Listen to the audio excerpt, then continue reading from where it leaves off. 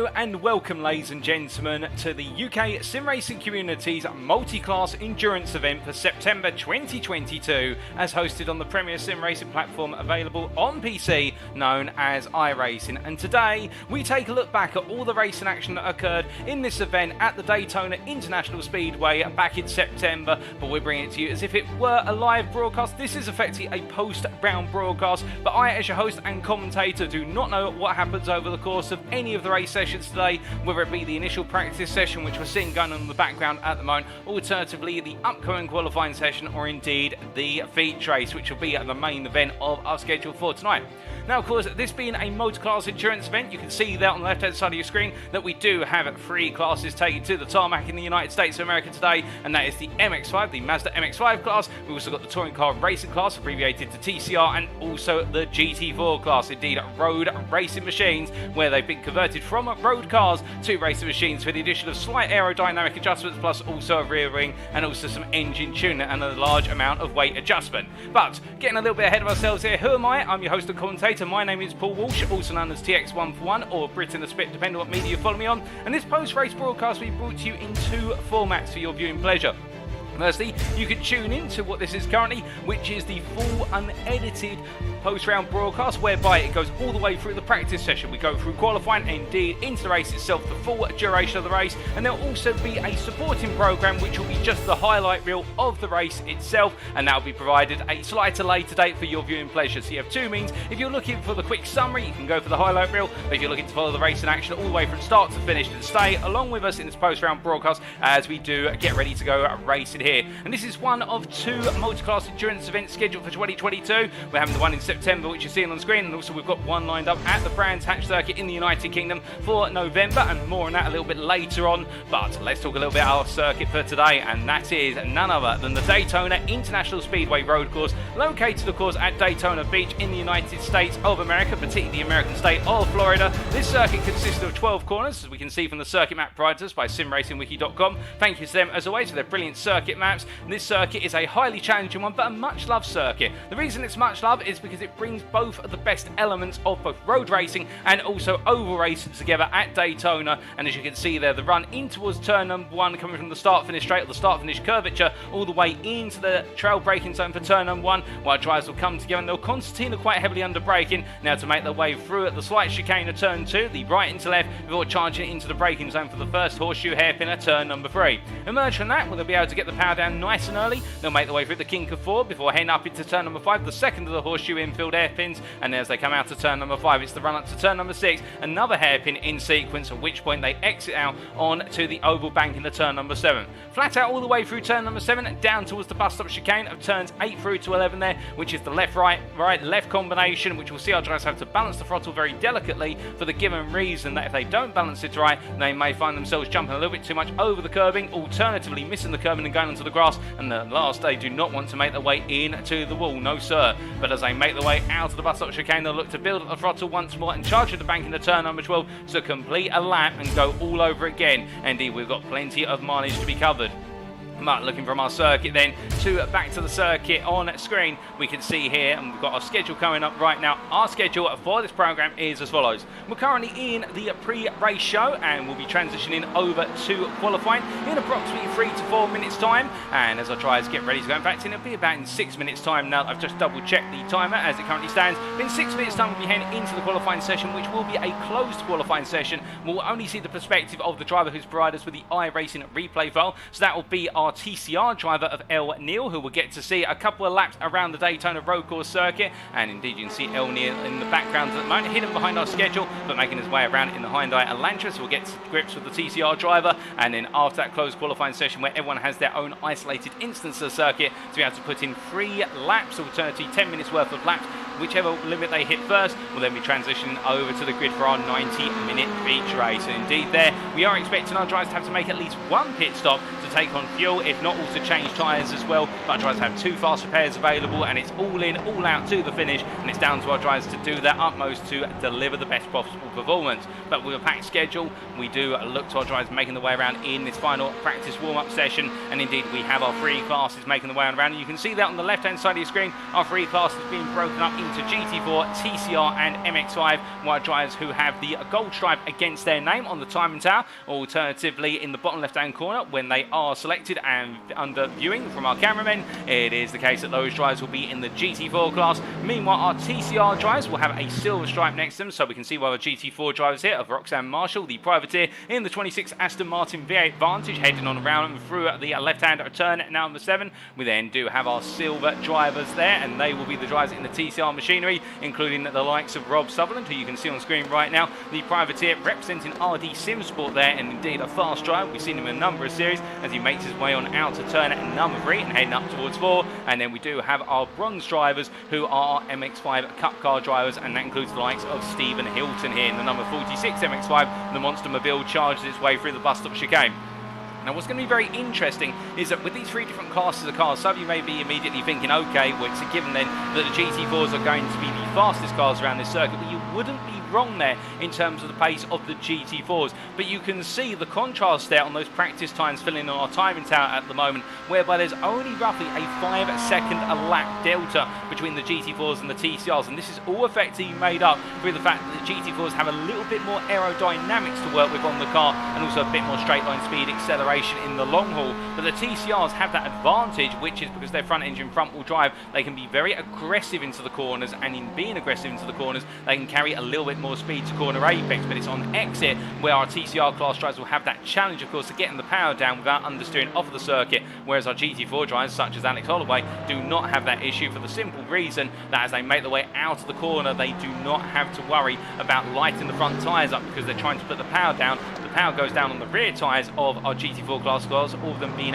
rear wheel drive, some of them being mid-engine, some of them being front engine like the Aston Martin, mid-engine like the Porsche 718 Cayman GT4, but that is the contrast between the two of them, so it'll be very close there. Meanwhile, our MX5s, well, they've got a lap time which is a little bit longer by comparison. If we use our GT4s as the reference marker, we're going to have lap times that are almost 20 seconds longer for our MX5s, and that's due to a multitude of reasons. It's the fact that firstly they can't carry as much speed down the straights in terms of top speed and acceleration, but also through the corners there. These cars, again, cup cars, converted cars on the road cars with roll cages added into them, and also some weight adjustment in terms of taking some of the passenger seats out. We indeed only have one passenger seat, and that has been removed. For our MX5 drivers, they'll be thinking more about just simply keeping it on the straight and narrow, and it's a very different style of racing as well. MX5s normally can race a lot more aggressively on the throttle because these cars do not have as much power to them, and they're quite light cars compared to, say, our GT4s, which are quite bulky but have got a lot of power. And then our TCRs find themselves somewhere in the middle, being quite bulky, not as much power, but again, that front engine front wheel drive drivetrain really making a difference to the machinery. So it's going to be interesting to see. We do expect our MX5s to be lapped a number of times over the course of the race distance, as we see Bevan Thompson here making their way up towards the start finish line and crossing the line with only 2 minutes of this practice session to go.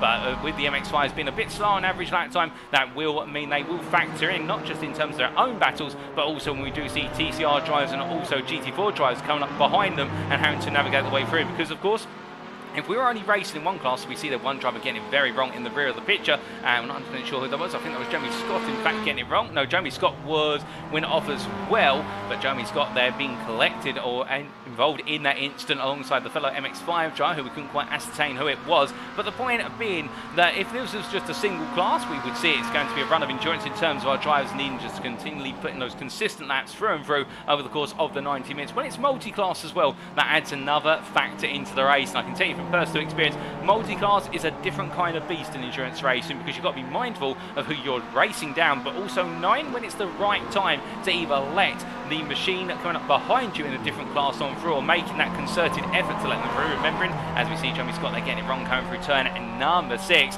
just losing the rear end slightly, trying to carry a bit too much speed into the corner. But instead we do look to Craig Wakefield here in the Doritos Mobile, making his way into turn at number 5 here. But it's also when you're coming up behind a driver of another class, particularly if it's the slower class, when you're the faster class driver, the emphasis is on you to find a way safely on through. The driver in the slower class does not have to just jump out the way. It's not like blue flag conditions in Formula 1, slightly different rule set, and that is going to be a big challenge for our drivers to contend with as well. They need to be smart, or when they choose to navigate the way past other classes, or consider perhaps letting the class driver behind get on through rather than trying to stick to that racing line or whatnot. But again, we'll have to wait to see what happens in the overall event as we do get ready to transition over to qualifying. And well, in qualifying, of course, we'll only see the perspective of one driver, so we won't have a feel for exactly how the grid fills on out until we start the gridding up process, but we're definitely going to use that qualifying session as time to get a feel for what it's like to put in a few laps around the Daytona International Speedway road course. As we see Wakefield here coming out of the bus stop chicane, immediately parking up. Callum Brandt heading on the round as well. The RD SimSport driving team. We have a couple of RD SimSport drivers in attendance today. And, well, without further ado, we head into the qualifying session. Now, as qualifying gets underway here, of course, all drivers in their own isolated instances of the circuit, looking to head out and put in some times. Let's just tell you a little bit more with regards to what exactly is going to be happening with regards to setup. So we said earlier, open setup series, we are waiting for El Nil to make their way onto the circuit, so that's why at the moment we're only seeing a bit of tarmac and we're not actually seeing anything happen in the background. But open setup means that our drivers do not have any fixed requirements with regards to the setup of the car, other than that it adheres to the iRacing balance of performance that currently applies or applied as of the time of this race taking place. So that means our drivers can adjust a good number of things on the car, whether it be, for example, the anti-roll bars, the tyre pressures, the amount of fuel that goes in the car, the brake balance, etc. They can adjust most things on the car, and that means that our drivers will be looking to have the optimum setup for the circuit, but also the optimum setup for their own personal approach to driving. Now, what do I mean by that? Well, if this was a 20-minute sprint race, drivers would normally try to go for a setup which is drivable, but also it is very favourable to the circuit. So you go for a setup in the end that ensures that you try to get the best possible lap times, lap on lap, because in a 20-minute sprint, it's all about those laps coming together. Meanwhile, in endurance, it's always good to set the car up well for the circuit, as we do continue to wait for El Nil to make their way out of the pit lane, and there they are. They just jump to the end of the pit lane, and they get ready to go. But also the more provident thing here is that you need a car that you can drive for an extended period of time. Because if you're not able to drive the car for an extended period of time and you find the car start snapping loose on you after 30 minutes, well, that could really put a damper in your performance in the endurance race itself. Because endurance races are not just about being fast, they're also about being consistent lap after lap and nailing those laps. And, well, that's why setup is so important in terms of finding the setup that's right for you, and it also meets the requirements of the circuit. And this circuit, the Daytona road course, being one of those circuits which has a little bit of everything. So if a driver opts not to run too much downforce on the car, they are going to gain on the straightaways, particularly in the run through the curve bank into turn number 7 and also turn number 12, but in return they may just lose out in the infield section in terms of their cornering capability when more downforce may be encouraged. The opposite is true, of course, but a bit too much downforce in the car, a bit too much rear wing, you'll find the car's going to be absolutely planted through the horseshoe hairpins, but the contrast will be that the car is going to be not as fast down the straight, so you're going to be very reliant on tucking in the toe of somebody, as we see El Nil making his way on around there through turn number 6, running a livery which is making tribute there to Aunt Bessie's roast potatoes and batter puddings. A bit of a reference to the United Kingdom, I do believe. I'm not sure if the Aunt Bessie's brand has made its way across the pond to the United States of America or across the Atlantic Ocean. But as he makes his way on down here, I can definitely tell you the machine has made its way across the Atlantic Ocean to America, and right now El Nil getting set up here to go on to his first flying lap of his qualifying session as he heads on through into the bus stop chicane.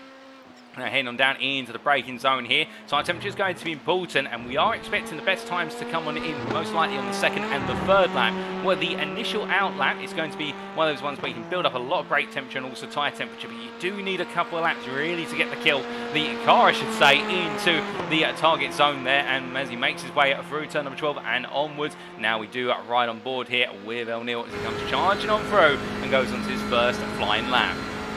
So completely flat out at this point. Indeed, we do bring up the dashboard here, so that way you can see the speeds he's able to do it. And we clear the screen for you as well. And he makes his way in towards turn number 1 here, bringing the car over to the right hand side, and then trail braking into corner apex, just gently bringing the car down the gearbox here, down to third, down to second, hitting an apex speed of 56 miles an hour before getting back on the throttle out to turn 1 and now flat out for the right left to turn 2 as he makes his way through the fast chicane and now into the first horseshoe hairpin at turn number 3. Coming down the gearbox all the way down to second gear, tucking it in nicely. They're going for a late apex and powering out as he now makes his way up towards turns 4 and 5. Turn 4 approaching, brings the car over to the right hand side here and get ready to go into left hand king. And let's listen in. Completely flat out there, and now making his way into the braking zone, into turn number 5. Similar to turn number 3, the focus here, however, it's a much wider entry compared to the exit. And as he powers on out here, a nice early apex, using the curving to help rotate the car. Now building up through the gearbox before heading into turn at number 6 to complete the infield. Onto the brakes here, using the escape road as a reference marker, coming down to second gear and powering out here. You can see just how much width there is on corner exit here with the return to the oval section. And now just putting the car on the low and building up through the gears here, up into 4th already. Now shortly heading up into 5th, maxing out the revs there as he heads all the way through turn number 7, long way to go before he finally gets to the bus stop chicane here, and it's a bit of a breather right now, just having to keep the steering pointing in the right direction as he makes his way off of the banking and now over to the right hand side to set himself up in top gear into the bus stop chicane. Looking at his brake marker there, the number 1 board coming up, going about 1.5, and as he goes down the gearbox, down to 4th gear, down to 3rd, as he goes into the first right-hander, turn number 9, and then straight line in between turns 10 and 11, and back up through the gearbox once again here for O'Neill, as he continues to power and through the banking of turn number 12. It's been a very smooth lap for his first flying lap, and as he heads on around, continues to build his way back up the gearbox here, much like we saw in the build-up to this first flying lap, and heading on towards the timing line here. It's been a smooth lap, and smooth laps normally represent fast ones as he comes along to the timeline. And what's it going to be for O'Neill as he crosses the line then? It is going to be as he takes that line, a 157.769. I think there's a bit more time out there for the 216 driver, but at the same time, an absolutely lovely lap to start off his qualifying session. 2 more laps for him to put in as he makes his way up through turn number 1 once again, now into turns 2 and 3, and as he comes charging on through at this point in time, well, you can see here on the exterior cams just how well composed the car does look to be. It looks to be in sequence with driver as he makes his way through turn number 3 and heads up towards turn at number 5. But as he makes his way on through at this point, of course, qualifying only being one part of the fixture in terms of qualifying session may determine your track position, your grid position, but it's not going to determine the outcome of the race. It may be favourable to start on pole. Indeed, it always normally is favourable to start towards the top of your respective class on the grid. But in a 90-minute race, a lot of places can be won or lost over the course of the time, and overtaking here at the Daytona road course, highly viable. And indeed, some of you may have already guessed it, in the run to the infield section, even into turn 1, we are expecting to see some major overtaking moves into turn 1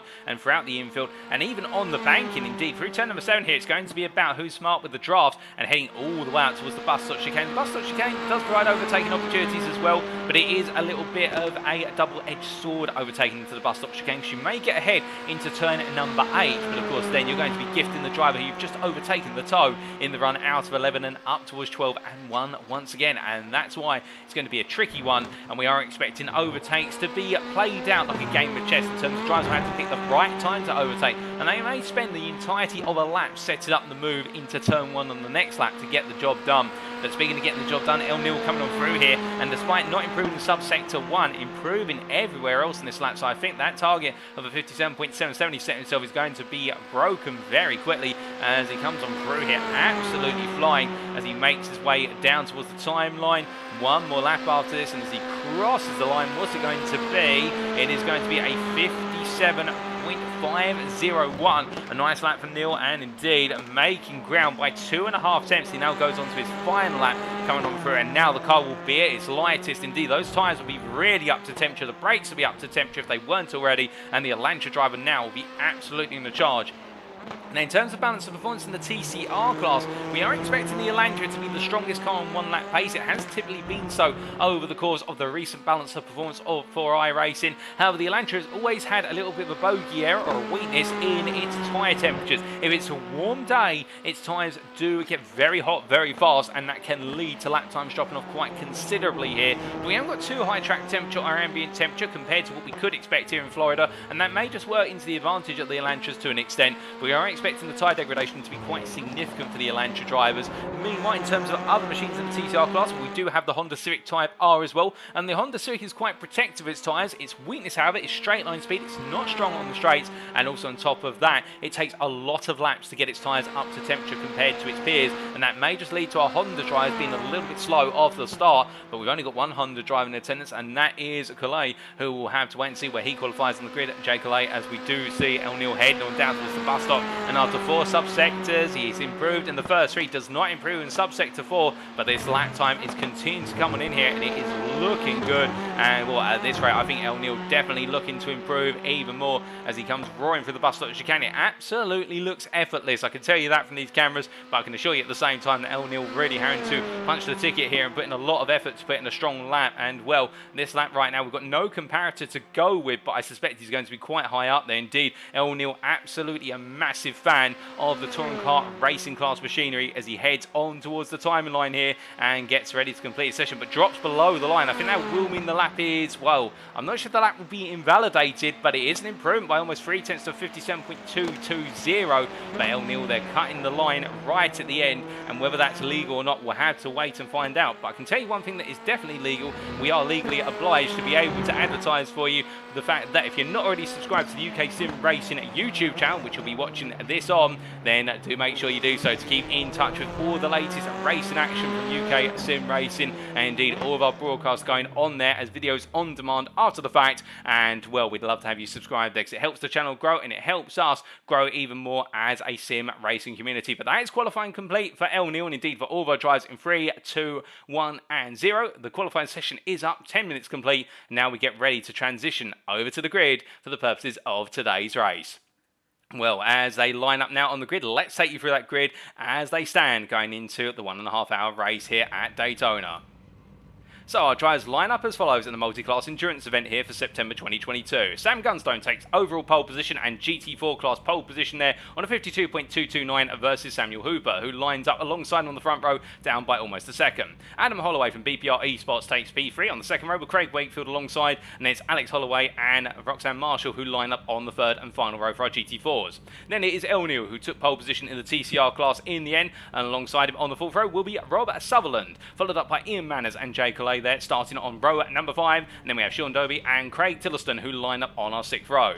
Behind them on row number 7 we start off our MX5s, and it is pole position the MX5 class for Jeremy Scott there. Congratulations to them. The privateer taking pole by a margin of 2 tenths over Ollie Pimley from Symphony Esports Gold, and then we have Bevan Thompson and Darren Sharples line up on row number 8, followed by Murray Luca and Alex Williams on row number 9, and then we have Stephen Hilton and Callum Brandt line up on row number 10. A couple of drivers not qualifying in their classes, and Callum Brandt not putting in a lap in the GT4 class, so he's going to have to come through from the back of the grid. In fact, I think he's actually been jumped up the order there. We do not have the ability to distinguish through the classes, but Brandt will be starting at the back of the GT4 class. We can confirm that, so he will not be starting down in P20. Technically, he'll be starting in P7 arguably, and then we can see it Mohammed Al Hussein not putting a lap there in the TCR class. Simon Bamber not putting a lap in the GT4 class, and I believe Simon Bamber having technical issues with the Porsche 718 Cayman and may not be making it to the grid. And then we do have Paul Joseph Cliss, the last of our drivers there listed P23 for Apex Racing Academy. The number 92 driver will be starting at the back of the TCR class in P8 in the class. But that's how the grid lines up, and now we do get ready to go racing as we look to the front of the field and as we look to the blimp camera here. All our drivers line up absolutely fantastic to see. We do have 22 drivers, I believe, making it to the grid, and well, as the 2-minute siren blares, the grid is set, and now it will be a short formation lap, and it will be a rolling start into turn number 1 as we do see there the safety car at the front of the field getting ready to pull away, and it will be Gunstone who starts at the front of the field, who pulls off the line as they make the way all the way round through the bus stop chicane, and shortly we'll be going racing for 90 minutes here at the Daytona International Speedway. But as our drivers make the way on out here, we can see a bit of space being given between our GT4s and the TCR class, and the MX5s will start a little bit further back, so all classes given one other space, which as they've been asked to. So we will see our GT4s have the run into turn number 1, a peaceful run, and now we do wait. Well, I say peaceful in terms of no inter-class mingling, but will it be peaceful between Gunstone and Hooper in the run to 1? We'll have to wait and see. But Hooper there in the Porsche Cayman, it's not strong on the straight compared to the BMW M4, but it is very strong in the corners, and it could be a good infield charge for Hooper as they come on through, and Gunstone will have to absolutely plant the throttle as he makes his way to the line. But as he comes on through here, we are waiting for Sam Gunstone to take us to the green.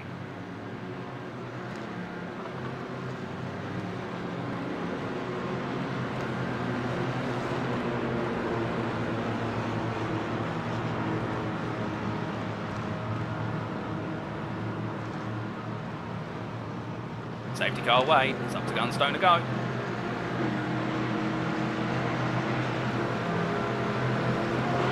And it's lights out and away we go. There's Gunstone, puts the throttle down, and we go green for 90 minutes of racing here at Daytona International Speedway. Into 1 they go, and as Gunstone defends on the inside here, Hooper tries to go around the outside, but look behind. Holloway here going defensive for BPR as we can see. Meanwhile, Alex Holloway coming on through up the inside there. Craig Wakefield coming through turn number 1. Meanwhile, we look from them as they make their way on down to the TCR class, and further back we see Sean Dobie here under a bit of pressure from Al Hussein as they come through the left-hander of 1 and into 2 they go, and Al Hussein Ian the Veloster has made ground. Meanwhile, in the MX5 class, we can see a bit of an exchange between Bevan Thompson and Jeremy Scott. In fact, Jeremy Scott having a very slow start and dropping places as they come through, as Sharples apparently gaining ground, but these machines are very strong in the toe of one another, and that may just explain what's exactly happened. As meanwhile, Murray Luca going a bit deep there, coming out of turn number 3, and now trying to make the ground on Williams. But as they make the way on through the corners here, heading up towards turn number 5, we can see Luca battling side by side here with Williams as they come through 4, and up towards 5 they go. Murray Luca looks to have got it done here, but has he under braking for Symphony Esports Orange? He has got it done indeed, but meanwhile we must look from them, as meanwhile Callum Brandt going quite slowly coming out to turn at number 6. I think there's been a bit of an error there, or a bit of a slowdown penalty applied to Callum Brandt, but he's building up the speed right now and going once again.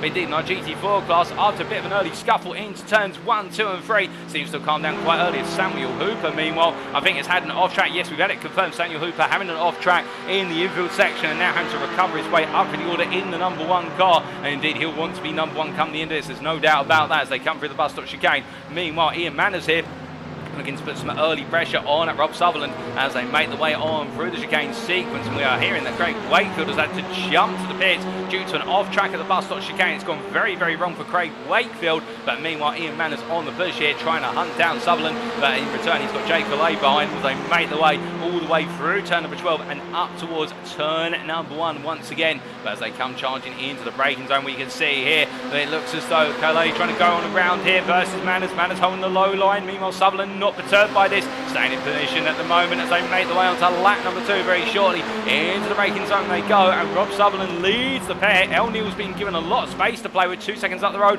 Sutherland going defensive here, and meanwhile Calais trying to hold on, but look up the inside here. Here comes Ian Manners, who goes up the inside. Al Hussein as they come up through the corner, and Ian Manners gains the ground. Al Hussein is trying to force the situation on Calais as they head down towards turn number 3 here. Into the braking zone they go, and under braking Al Hussein get on the inside here. He's not giving up, he's the Veloster driver as they make the way on out, and Al Hussein gets it done and returns to position as they make the way out towards turn at number 5. And that Veloster, we didn't talk about it in the qualifying session of the pre-show, a very strong overall car in the TCR class, very nimble and very strong under braking, and Al Hussein getting it done in return versus Ian Manners. But meanwhile the story's not all done there, as we can see in the MX5 class. Meanwhile a bit further behind with Darren Sharples having some connectivity issues. He keeps bouncing on and off of our timing board, but let's hope that's not a sign of something worse to come, as meanwhile we can see it is one of the situations whereby P4 all the way through to P6 and 7 are absolutely cramped in by a gap of 1.5 seconds, where we can see that Bevan Thompson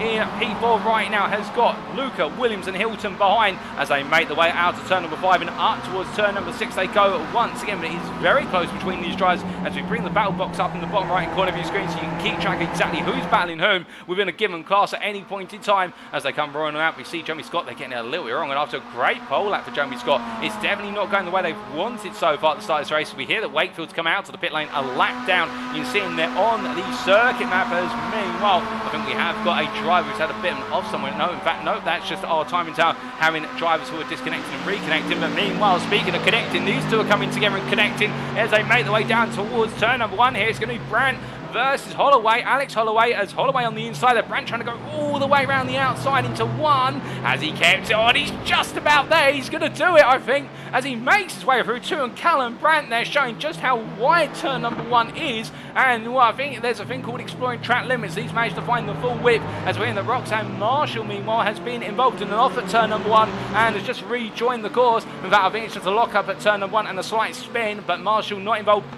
Leaving 2 major then still underway as Marshall makes her way out of turn at number 3 and heading up towards turn number 5. But meanwhile we must look from Marshall to a bit further back, and in particular to the MX5s here, Bevan Thompson versus Luca, and these two have been battling one another for a sizable portion of time so far, as Hilton meanwhile down in P7 is absolutely flying behind them as there's a lock up in front. I'm not exactly sure. Oh goodness me, and that is Sharples there going sideways across the road, albeit with connectivity issues. I'm not sure if there was contact, whether it's just a lock up for Sharples, but either way it's gone so wrong for Darren Sharples. As meanwhile, well, we can see here Murray Luca gains from it all, and Alex Williams right now in the Iron Brew machine is trying to come up the inside here of Thompson as they make their way out of turn 3 and up towards 4. And the MX5 drives, where if you're looking for the class we're expected to see all the no holds barred action from start to finish, it's the MX5 Cups as they make their way through turn number 4 and up towards 5 into the braking zone they go. And as they go hot on the brakes here, we can see see Williams trying to hold on for the time being,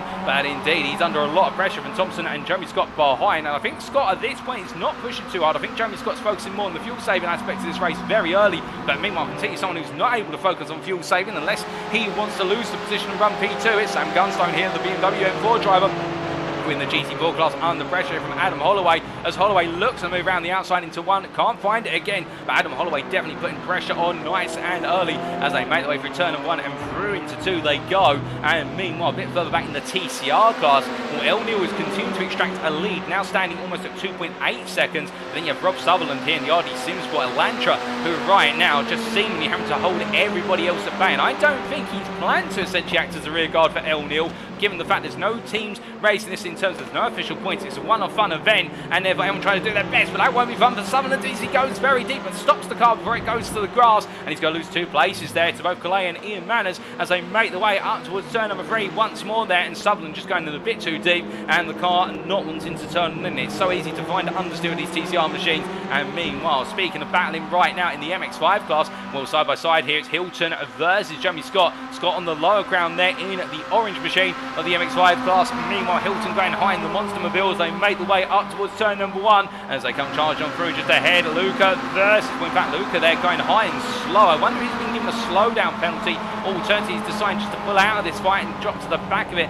as Williams gets on through. And meanwhile, behind where you see Hilton now to back on out as meanwhile Jeremy Scott goes in very hot under braking into turn number 1. And I think Thompson there lifting off the brakes and giving the space. I think there could have been contact between the two of them, but as they make the way through turn 2 and up towards 3, Thompson now missing a near moment as they make the way into turn number 3. Now I think Thompson doing very well to get the car stopped then when he went a bit deeper into 1. Again, I think that was a reaction to what was coming up behind, but they've all navigated it safely and make the way through 3 and up into 4. And as they come charging into the aforementioned turn 4 left-hander here, we're only 7.5 minutes in, but so far plenty of action dealt, and we've still got plenty more to come. There's no doubt about that as they make the way into the second horseshoe hairpin of turn number 5. But as they come on through the right-hander at this point in time, Thompson looking good so far in terms of trying to come back at Jeremy Scott. But I think the big question is who out of these guys is trying to do some potential fuel saving and give themselves a shorter pit stop when they do have to eventually come on in.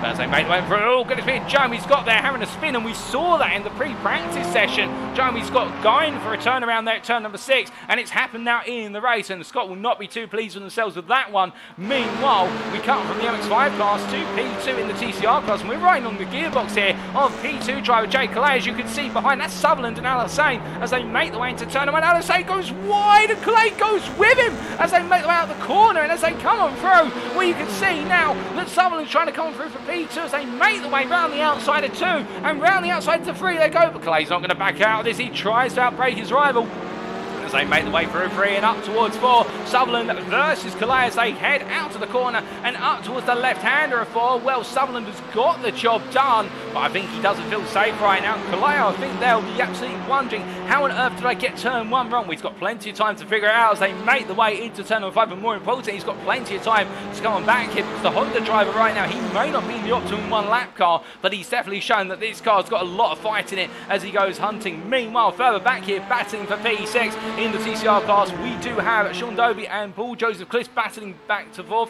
whereas they make their way out to turn 3 and up towards 4, and Sean Dobie just getting the move done there as they came out of 5 and up towards 6 they go, and the Scottishman now up into P6 in the class as they make the way on through. But as they come charging on around at this point, of course, in the timing tower there, all the gaps you see are relative to the leader of the classes, and that just helps there keep the focus on the class battles. We can see right now Sean Dobie under a little bit of pressure here as Cliff starts to build up the speed in the run out of turn number 7, and down they go towards the bus stop chicane here. And can the Apex Racing Academy driver get the move done to braking? It's looking as though he can't this time. I think he's saving it all up in that Veloster for the run in towards turn number 1, and this is where it matters most, of course, because now he will have that draft for such a long period of time as they're full throttle. But as they come on through, we look to some drivers who are making their way through towards the next lap already in the TCR class, and we stay within said class. It's Rob Sutherland here You can see behind how already that battle building between what's Calais, Alassane and Manners. They all come through. And Sutherland here I think will be great for the Alassane. He's trying to go around the outside of Calais. They head into one, but Alassane's going to find there's a bit of dust and dirt on that outside line. That's where all the marbles do get kicked under braking, of course, as the tyres are worn. The marbles do accumulate on that outside line on the right side of the circuit, but he manages to keep it just within limits as they make their way down into turn number 3 here. Lose the rear end very slightly, and I think that's the rear brake bias, and him just trying to chuck the car into the corner. He's definitely pushing it hard as he makes his way out, and Alassane now under a bit of pressure from Ian Manners, who I think obligingly there almost says to Alassane, albeit through Morse code in car format, look, just take the place back. I'm not too worried about it, as the Samsung Azure driver definitely focusing on the long game here and not trying to put on that early pressure. But meanwhile, we must look for our TCR class back to the leaders of the GT4 class as Gunstone loses the rear over the curbing of the bus stop chicane, and Adam Holloway there, well, I can only imagine from his perspective what he must have been thinking. I think time slowed down there and then some, as you could see Adam Holloway, I think, was so close he could have got collected with the BMW driver of Gunstone, but in the end just brought the throttle down enough to avoid the contact. They're making their way on through, but look at this, Callum Brandt, for all the evasive manoeuvres made by Adam Holloway, Callum Brandt now looks at this and thinks, now's my time to shine, as they make the way in towards turn number 1, full charge here, but will the Aston Martin driver send it into one? He's got the speed, the British V8 machinery there, looking to get the job done as he makes his way down to turn number 1. Holloway covers him off. Meanwhile, I have to ask, and I don't know this, whether Alex and Adam Holloway are brothers. I'm going to presume they're family members given the same surname, or if not, it's a coincidence. But regardless, Alex Holloway here has gained P3 and right now finds himself 5 seconds off that battle for the lead of the GT4 class. But we jump back to the battle in for P2 in the TCR class here as they come across the time mates. Calais going high and around the outside. You can see Mohamed Alassane also coming on through. They're going to go 3 wide into turn 1 as they come on past here, the cameraman, and as they make their way down towards turn 1, well, Alassane's going to go all the way around. You can see already Rob Sutherland has backed out of this. He's cognizant of the fact he doesn't want to get involved. We see a brief bit of latency there for Alassane as they make their way out to 1 and down towards 2. Alassane gets the move done for P3. He's still trying to come through for P2 in the class here, and Calais is holding him firm right now as they make their way through the horseshoe hairpin and head out towards turns 4 and 5. But as they come through, Ian Manners as well, not too far off the back of this. And a bit further down the order, we must go to the MX5 class here. We can see that Alex Williams hot on the heels of the class leader of Ollie Pimley as they head down into the bus stop chicane. And as they get ready to go into the braking zone here, well, the two drivers nose to tail, and they do have GT4s coming through. It's the GT4 leaders coming up behind them. So now this is where it gets tricky. 13 minutes in, and we're definitely seeing the classes interweaving in amongst one another. And we can see our MX5s, they're staying low, and the GT4s politely going high and around the outside as they make the way all the way through turn number 12. And speaking of that battle for the GT4 class lead, we can see the BPR esports driver Adam Holloway here. Well, he's under a lot of pressure, and well, Brandt's going to go up high and around the outside here. Can he get it done before turn number 1? They are literally nose side by side as they make the way down towards 1, but in the end, Brandt goes around, and Holloway doesn't battle it too hard. And I think he recognises there's a lot more time left in this. There's a lot more to stake. Meanwhile, Samuel Hooper here, right behind Gunstone. Gunstone has just found his way back past Hooper, it should be said, as they make the way under braking to turn at number 1. Through the left hander they go, and as they make the way on through here, well, Gunstone, after that spin at the bus stop chicane 2 laps ago, is now on a recovery drive, and he is pushing hard. He is the fastest man in the GT4 class right now, absolutely flying. That last lap at 53.50. Meanwhile, we must look back to our TCRs here, and as they come charging on towards another lap shortly, we can see Rob Sutherland has actually got ahead of Alassane through the draft down the bus stop chicane, and they continue to exchange places, much like exchanging texts on WhatsApp. But as they make the way down towards turn 1, such is the frequency at which they're exchanging places right now, hence the IT comparison. But as they make the way out to 1 and into 2, we can see here they're all exchanging places, but at the same time they're all trying to set themselves up here to be in the right place at the right time, and also all of them trying to pick a little bit of fuel off of one another as they make the way into turn number 3. But as they come charging through the right hander and up towards turn number 5, we must look from them back to the MX5 class here. As we see Bevan Thompson deciding to go a little bit wide there, and in fact that actually benefits Bevan Thompson in a way, because he does let Roxanne Marshall on through, and Marshall now making their way on past Hilton, and I would imagine that Thompson will now tuck in behind Hilton as they make the way through turn at number 7. But indeed, Thompson, they're getting it a bit wrong, but recovering it well as they make the way on down the round. Meanwhile, we look back up to the leaders of the GT4 class here as they pick their way on past Tillotson in the TCR class, and as they head on through turn number 12, where it's Brent high, it's Holloway low, and as they make the way to the end of turn number 12, onto the flat they go. We ride on board with Callum Brandt here, the Aston Martin racing driver, who absolutely now has the overspeeded sit gears side by side with Holloway into turn number 1. They battle on the brakes and he gets it done, as you see there in the rear view mirror at the top of your screen. Holloway backing out on the throttle there and deciding to save himself a little bit of brake pad and also save himself a bit of fuel by lifting and coasting into the corner. And Callum Brandt returns to the lead of the class for now, but for how long will it be as they make the way down into turn at number 3? And meanwhile, a bit further back, we look to Bevan Thompson here, who we were talking about earlier, trying to make the move with Stephen Hilton, and the two of them side by side battling for P3 in the MX5 class as they come on through. Thompson high, Hilton low, and as they make the way onto the brakes, it's going to be blow for blow as they head on in, and well, Hilton backs out there, much like we just saw from Adam Holloway in the GT4 battle for the lead. And we can see now as they make the way on out there that Hilton doing a bit of fuel saving, but he's got to be conscious of the fact that Murray Luca is creeping closer and closer every time that does happen. But as they come on through, we look from them to the battle into turn 1 for Peter in the TCR class here between Jake Lay and Rob Sutherland, and these two have exchanged this place enough times right now. I think both of them want to lay claim to it, but they're also trying to be wise to the fact that battling too hard right now could cost them very dearly in the later stakes of the race as they make the way out of turn 3 and up towards 5 once again. Coming charged on through at this point. Of course, now that we are heading towards the first 20 minutes of this race complete, our drivers so far have been battling for position. They've been thinking more and more about gaining places, gaining track position early on, but now the focus starts to shift a bit more to strategy. Some drivers will probably feel as though they've pushed a bit harder than they perhaps expected on the opening few laps. Some have nailed it on the point, and some have not pushed perhaps hard enough and want to gain some time and places. And speaking of trying to gain some time and places, we saw earlier Dobie coming on past Joseph Glist as they make the way into turn number 5, and we see here the Apex Racing Academy driver now trying to come on back. And we do have confirmation that Simon Bamber was not able to make it to the grid due to a technical fault with the Porsche 718 Cayman, and as a result we'll not be seeing him making his way out of the pit lane. He'll be multiple laps down at this point. Very unfortunate, we did have a retirement before the driver was able to make it to the grid, but this does happen of course in the world of real world and also sim world motorsport. As well, we do wish Bamber all the best, but meanwhile focusing here, Clist right now staying in the draft of Dobie, and I think really thinking about how much time can he just spend behind the driver in front, trying to do a bit of fuel saving, lifting and coasting into those braking zones, just taking the edge off of the car. But in return here you can see that Sean Dobie literally holding the car, and Clist there giving a little bit of a love tap on the back, a little bit of a bum job to say you can go a bit faster than that, I'm not going to make the move on you here. But meanwhile, speaking of making moves, well, we can see that Jake Calais they're staying very high, and I think he may have a slowdown given how much he slowed down coming through turn number 12. And Ian Manners right now is going to close on up, but whilst that's happening, meanwhile we've got a three-way fight here for P3 in the MX5 class between Thompson, Hilton and also Luca as they make their way into the braking zone. Thompson there going low and being outbroken by Hilton around the outside, and Murray Luca trying to come on through, as meanwhile you can see the beast behind them of Sutherland in the TCR class. Indeed, the battle for P2 in the TCR class is now going to overlay itself onto the battle for P3 in the MX5 class. So you can see here Sutherland wants no part of this. He comes on through, flashes lights to say to them, look chaps, they're coming on through. And as they make their way out to the corner, I think for Sutherland he's going to buy himself some space as Ian Manners has to try and segue his way between the cars. They come through 3 up into 4, but the Sam Side Azure driver there just picks it right. Jake Calais meanwhile has a difficult one to deal with here, as does Mohamed Al Hussein as they come on through to turn number 5,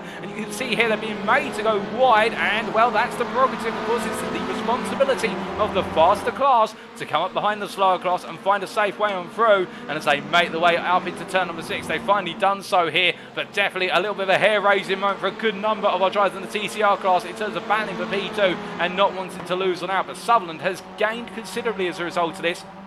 He's opened that gap up to just shy of a second. That gap will now start to come down, of course, with the draft being felt in the run through the bank in the 7. That draft zone for the TCR's been out to about 1.5 seconds where it starts to be felt. It's within that 7/10 of a second when it really starts to become strong. But right now, something he won't have been able to break away completely, but he'll have bought himself some breathing room. Speaking of breathing room, one driver who does not have breathing room, and he's just made his way through the bus stop chicane, is the MX5 Cup leader of Ollie Pimley, I should say, Olex, I don't know where that came from, but he's got Alex behind him as they make the way through turn at number 12, and as they come roaring on through the long left-hander here, we can see now how the fact they're going to battle for position, and meanwhile Sutherland at this point goes high and says, I'm just going to go round this, thank you very much, and all the TCR drivers here, and I think at this point Pimley's probably thinking, and Williams the same as well, we're battling here, don't interfere, and as they come on down, well, Alastane's going to go low, he cuts below the yellow line, he may get a slowdown as a result of that, but as they come roaring across the timeline, well, Pimley at this point right now must be thinking to himself, okay, I've sort of lost the place here, but I haven't lost the ground to Williams,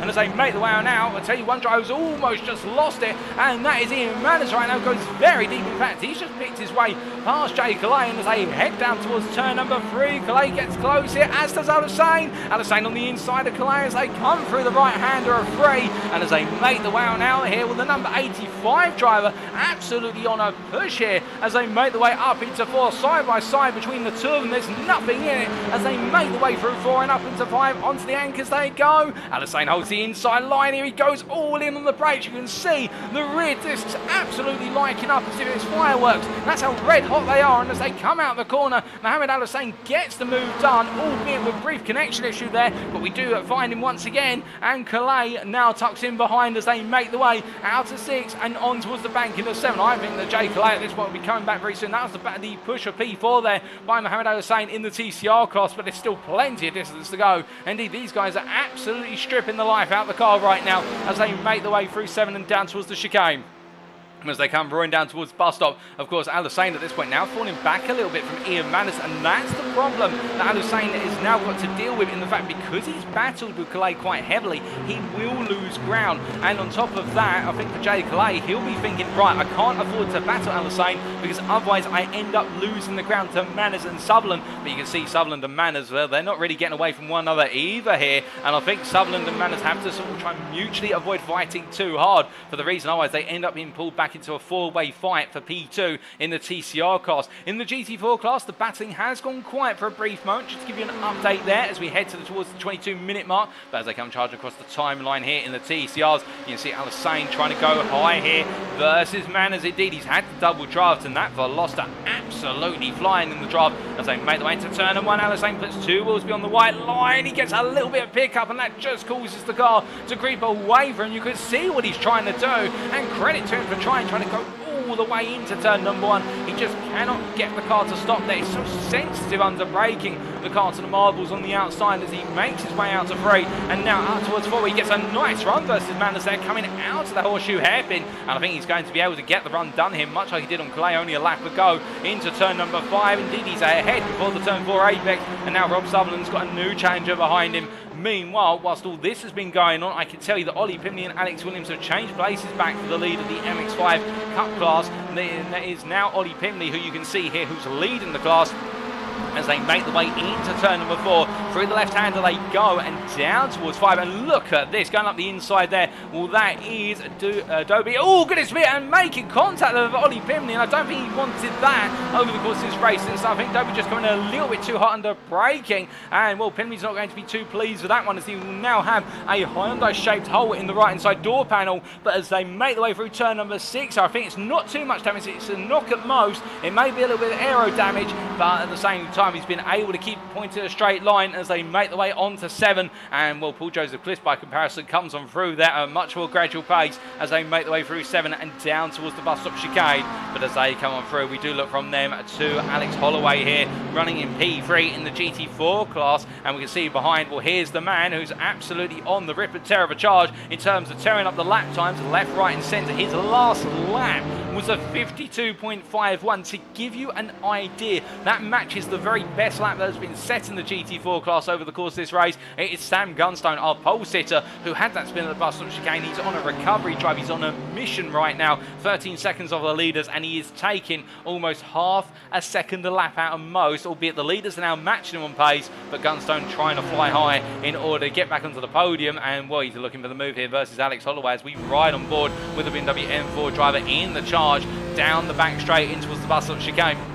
And the thing with the M4 is it is a very stable GT4 platform, strong on the straights, perhaps not as strong in terms of the acceleration stakes as the Aston Martin, which we can see in front of the Vantage V8, but at the same time a good all-rounder, and Gunstone definitely making this car work as he builds his way up through the gearbox. Does struggle a little bit in the lower gears in terms of second and third gear, can be a little bit confusing which gear exactly to use in this machine, but I don't think he's worrying about that right now as he looks to go high. But you can see that the Aston Martin with straight line speed, he needs a bit more time before he can pull on out here. He is gradually gaining, making his way side by side, and as they make the way across the timeline to go onto another lap, what for them is now lap number 14. They heading towards turn number 1. Will Gunstone commit to it around the outside here as they make the way under braking? No, Holloway makes him go deep. You can see Gunstone tries to get the cut back here. He does successfully get the run, but can he get it done through 2? Not quite there. As you can see, the Holloway defends hard here. Into turn number 3 they go, and I think Alex Holloway is aware of the fact that if he lets Gunstone go, Gunstone's only going to go one direction. It will be off into the distance as they make the way out of turn 3 and now up towards 5. And again, you can see Holloway here defending into 4 as they make the way into left hand. They do have some MX5 Cup machinery in ahead of them, including Sharples there as they make the way under braking, and Holloway comes on through as meanwhile Gunstone decides to play it safe and completely backs out under braking, and I think he wants to try and get on past Sharples at a much more gradual pace. He will do so coming out of 5 up into 6, so deciding to play it safe there and not try to make it 2 cars coming through at the same time can be risky there when you're the driver chasing somebody and then you're trying to come past another car class in terms of traffic, and you essentially rely on that car class to know there's 2 cars coming, not just one, and Gunstone playing it safe. Meanwhile, looking at playing it safe with one driver right now who is playing it on a balance of safe versus aggressive. We can see Luca here, Murray Luca battling side by side with Thompson. Thompson on the right of your picture, Luca on the left as they come to the bus stop chicane. Luca gets the move for P3 done temporarily as they come on through. They drift their way through the chicane. Absolutely wonderful to see the 3 MX5s all in sequence there, stepping out on the rear, and as they make the way out of the chicane and on towards turn number 12, we can see Stephen Hilton here close behind Thompson as they make the way on through the bank in that turn number 12. Side by side they'll go very shortly, but Hilton has not quite got the overspeed yet. He's creeping little by little. Meanwhile, a similar situation here. This is the battle for the lead of the MX5 class. It's Williams versus Pimley. Pimley high, Williams low. Williams on the right, on up into the inside, into the lead of the class for the time being as they make the way through it. Meanwhile, here you can see that Hilton eventually gets to the head. It's taken a long period of time, but now onto the brakes, the pair go into turn 1 themselves. Thompson does back out here and decides he's not going to commit to the move as they make the way out of turn number 1 and through 2 and 3 very shortly. You can see Thompson so close, and as we make our way in towards turn number 3 here, Bryden on board, and Thompson has got Hilton who's inside. You can see Hilton on the right, your picture, as they make the way under braking. And the 34 driver here playing it smart as Thompson in terms of putting Hilton under pressure, getting him to have to work the brakes from the tyres a little bit harder as they make the way down towards turn number 5. Onto the brakes they'll go shortly, and as they do, into left-right sequence, onto the anchors they'll go. But no, they've got GT4s coming on through, and that is the P5 GT4 driver of Hooper making his way, Samuel Hooper, in the Porsche Cayman. And as they make the way out to turn number 5 and up towards 6, Will Thompson right now just not able to have that opportunity to close Hilton down and force the issue. Instead, he has to wait as they make the way into turn number 6. But to be fair, he doesn't have to wait for too long, because now he'll have a huge amount of draft. In fact, he'll get the double toe of a Luca and also Hilton as they make the way out of turn number 6 and on to 7. As they come charge on for it, indeed he shifts his way up through the gearbox here. We do look from Thompson to a little bit further down in the class to Darren Sharples here, running in P7, and after that early spin at turn number 1, we're not sure if there was contact involved, given the fact that Sharples was having some connectivity issues. It's definitely not gone the way he's wanted it to, and speaking of things not going the way they've wanted it to as well, Sam Gunstone here battling side by side with Holloway as they make the way through turn number 12. In fact, is that turn number 12 or is it turn number 7? It is turn number 12 as we check our data, and as he makes his way on through the corner here, you can see Gunstone just does not have enough speed in that BMW M4. It's fast in the straight, but the Aston Martin just a little bit strong, and he's really having to rely on that toe to give him the overspeed in the end. Holloway right now defects into the inside here as they battle on the brakes into 1. Gunstone goes all the way around the outside. He's going to be right on the limit. There he goes a bit deep. Last time he tried to go for the move, it was on the cutback, but this time he has hung it around the outside. Side by side through 2 they go, and in towards the braking zone for turn 3. Gunstone on the inside here, and he'll get it done versus Holloway for P3, I would imagine here, as Holloway now tucks in behind, and as they come on out of the corner, Gunstone moves back up to P3 in class, but now he has got the task of closing down 16.5 seconds into Callum Brown, the race leader, and 13 seconds that alone is to the next driver ahead of Adam Holloway in P2. But right now, Sam Gunstone definitely brave and going all in to get the job done. And well, whilst he makes his way on out of turn number 5, thinking that he's still got plenty to do, I think as we cut to the race leader of the TCR class here, we saw him at the start of the race, and then we haven't really seen too much of him since. It's El Neil on the 216 machine right now, the privateer, absolutely flying as he makes his way through to at the start finish line here. He has an advantage of almost 5 seconds over second place driver Mohammed Al Hussein, as we do see here the aforementioned 85 car making his way up towards turn number 1. Onto the brakes he goes. He has come out ahead of Rob Sutherland and also Ian Manners in all the back and forth battling between these guys. But to be fair to the group of 4 drivers here, they are all exchanging lap times, as much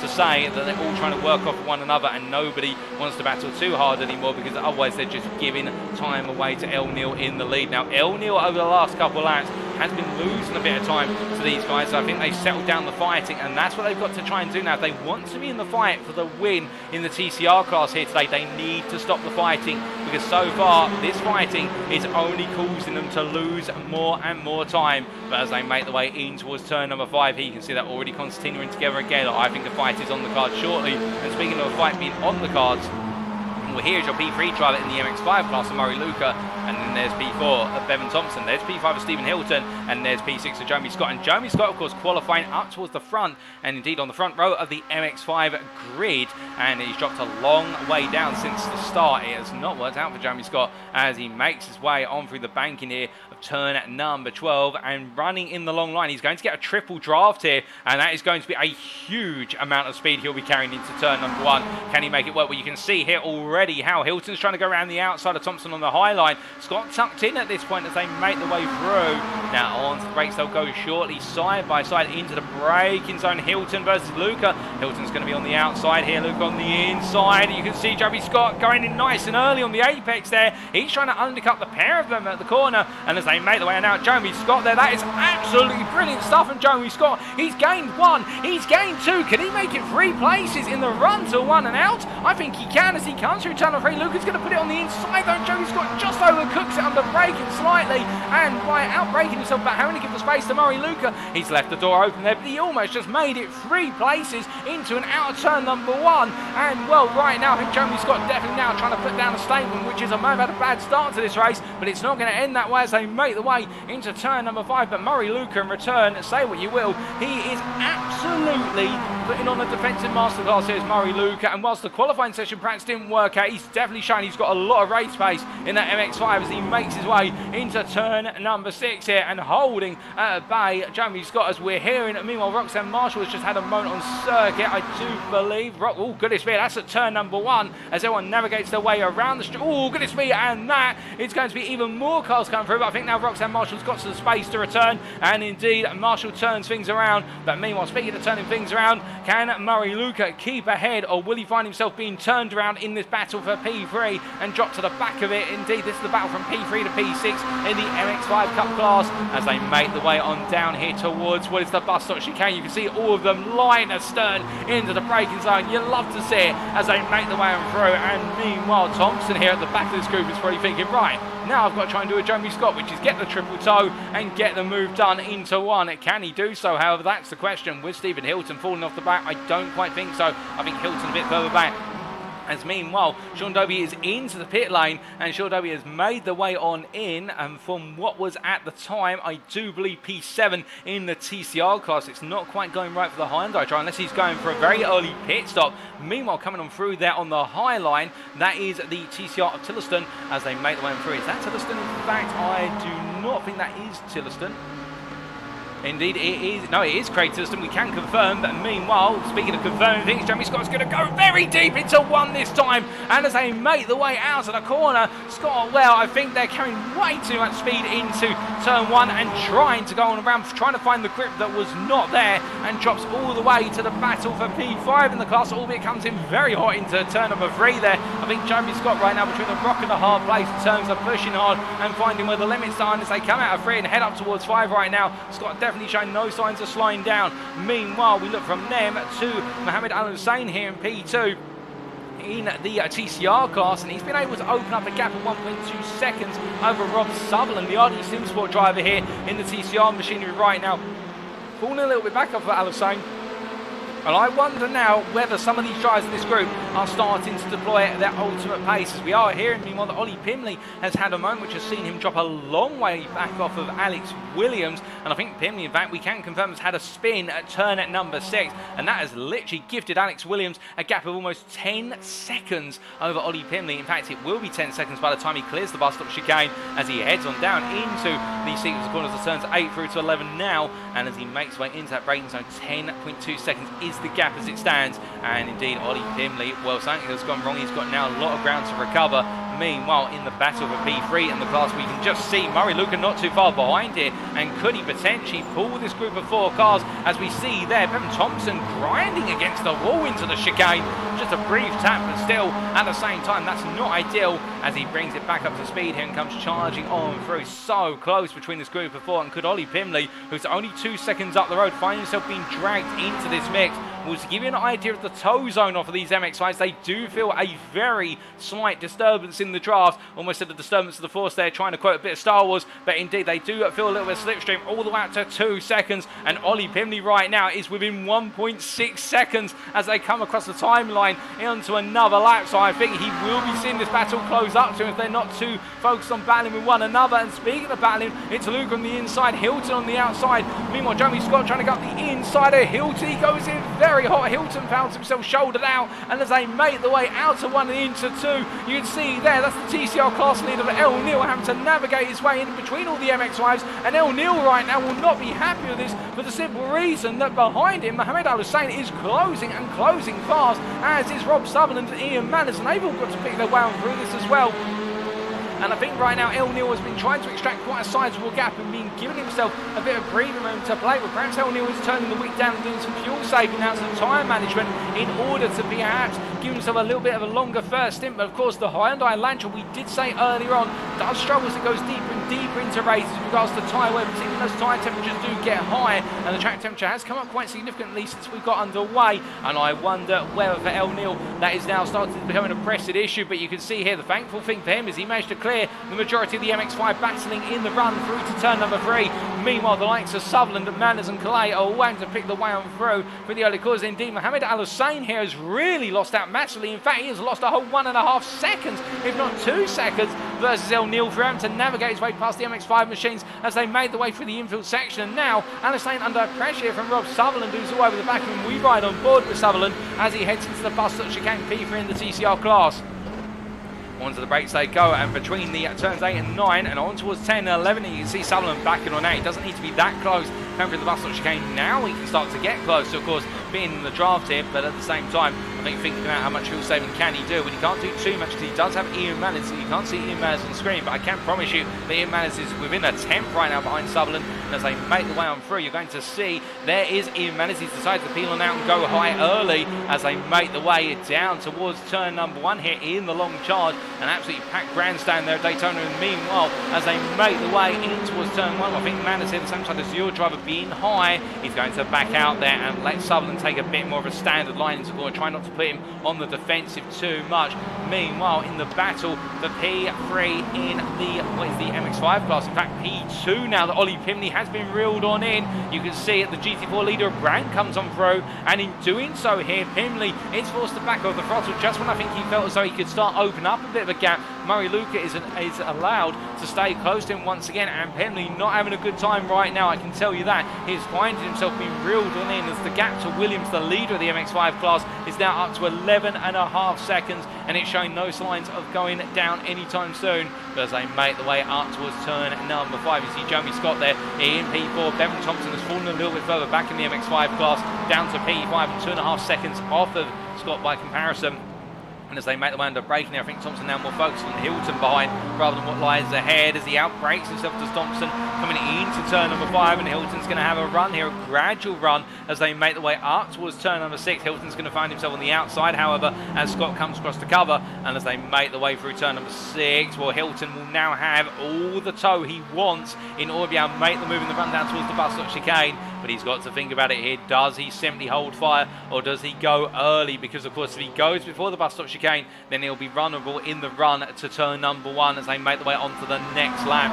Coming on charge on through here and Hilton staying close. You can see going higher, that's Marshall in the GT4 class, making their way around the MX5 cars as they make their way down towards the braking zone, and as they come on to the brakes. Well, Hilton here, I think he's having to bite the bullet and wait, for the simple reason he would so much want to come through here, but instead he's shown the signs of patience and just waiting.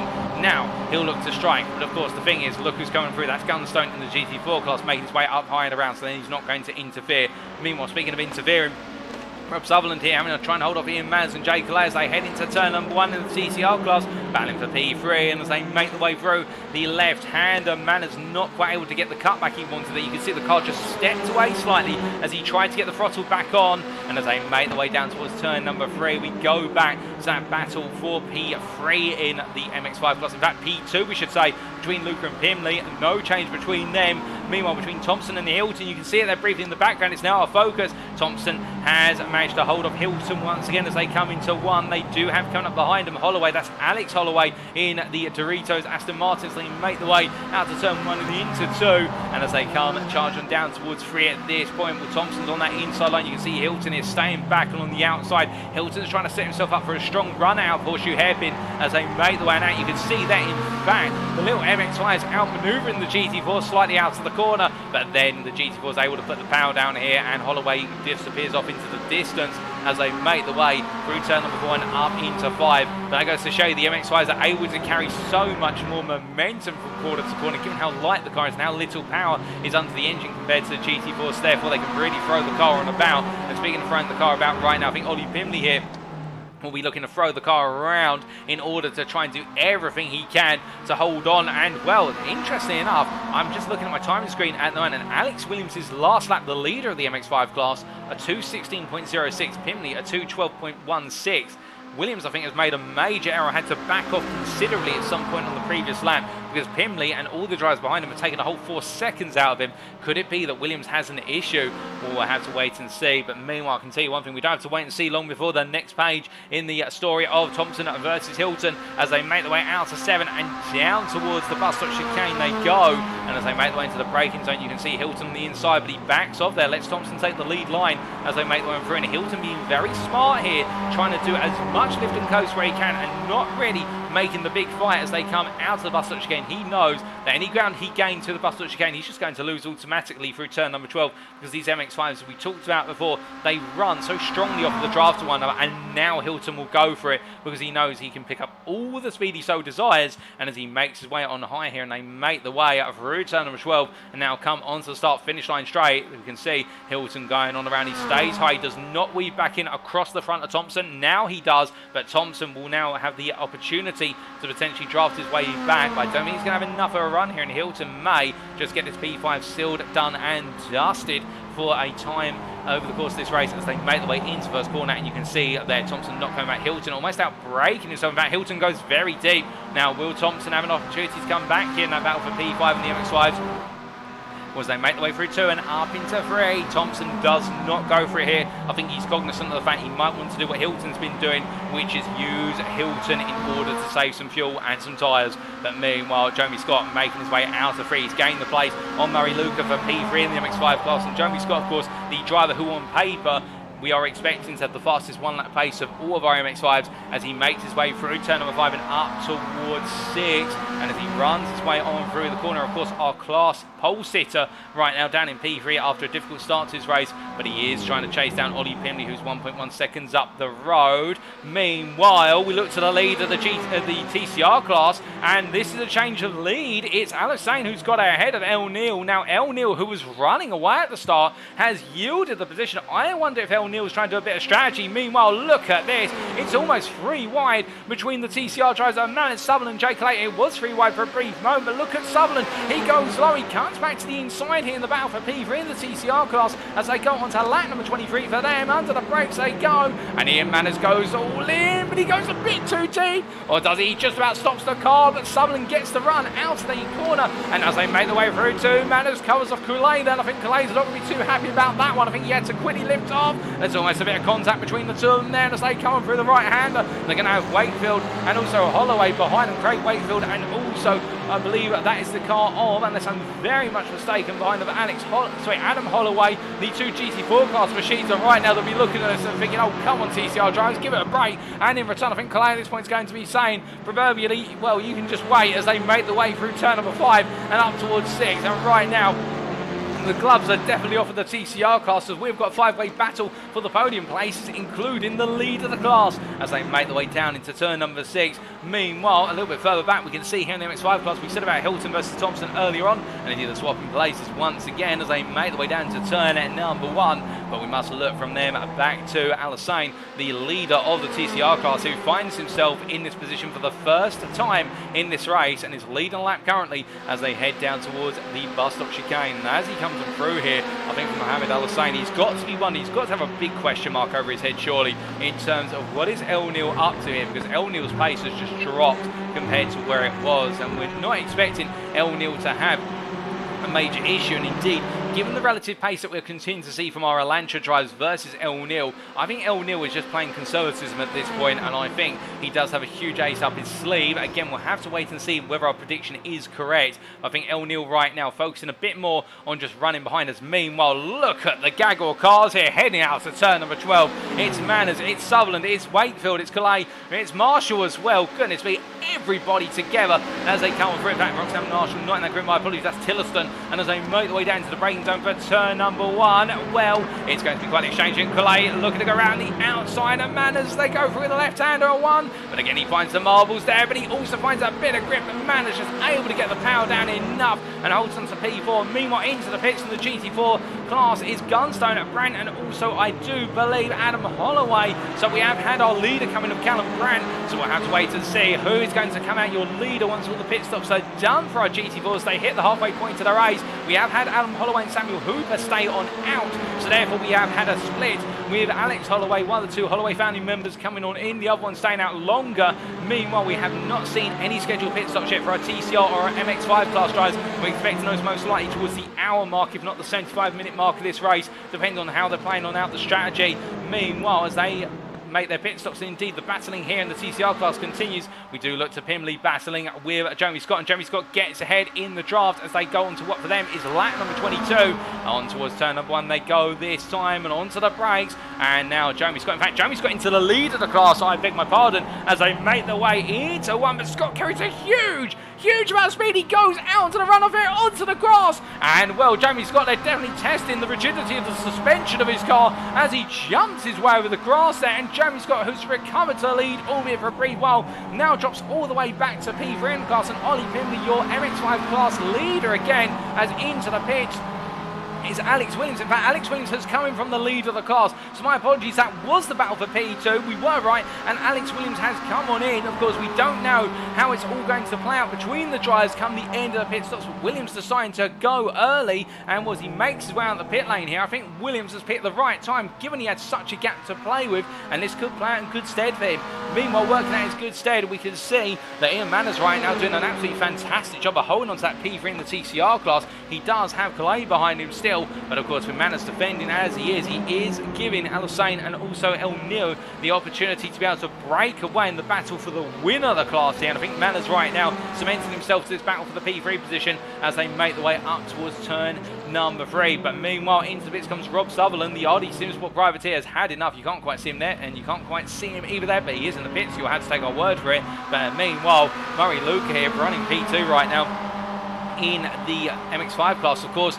Without accounting for, we have had that pit stop from Alex Williams on the lead. So these guys, we believe, are effectively battling for P2 in the MX5 class as they make the way for UC. Jeremy Scott once again trying to close on up as they make the way up through the bus stop chicane. Meanwhile, Hooper and Holloway are into the pits, and we actually do look to our GT4 class P3 drive. We believe our leader as he comes from through and retakes lead of Callum Brandt. Samuel Hooper and Adam Holloway currently parked up at the moment. Where is Gunstone in all this? Well, Adam Holloway is leaving the pit lane. Where is Gunstone? Gunstone right now has only just crossed the timeline. I think Adam Holloway here is going to comfortably come out ahead of Gunstone, who's only just now making his way into turn number 1. He's hit the apex of 1. So right now Adam Holloway stays ahead of Gunstone, but Gunstone is pushing hard. Meanwhile, Samuel Hooper makes his way out of the pit lane in his GT4, and as he comes on down towards turn number 1, where is Alex Holloway in all this? Well, there is Alex Holloway coming on through, having taken a pit stop already, and I think Hooper is just going to be safe. It's going to be close between the two as he hits the pit limiter line and crosses it,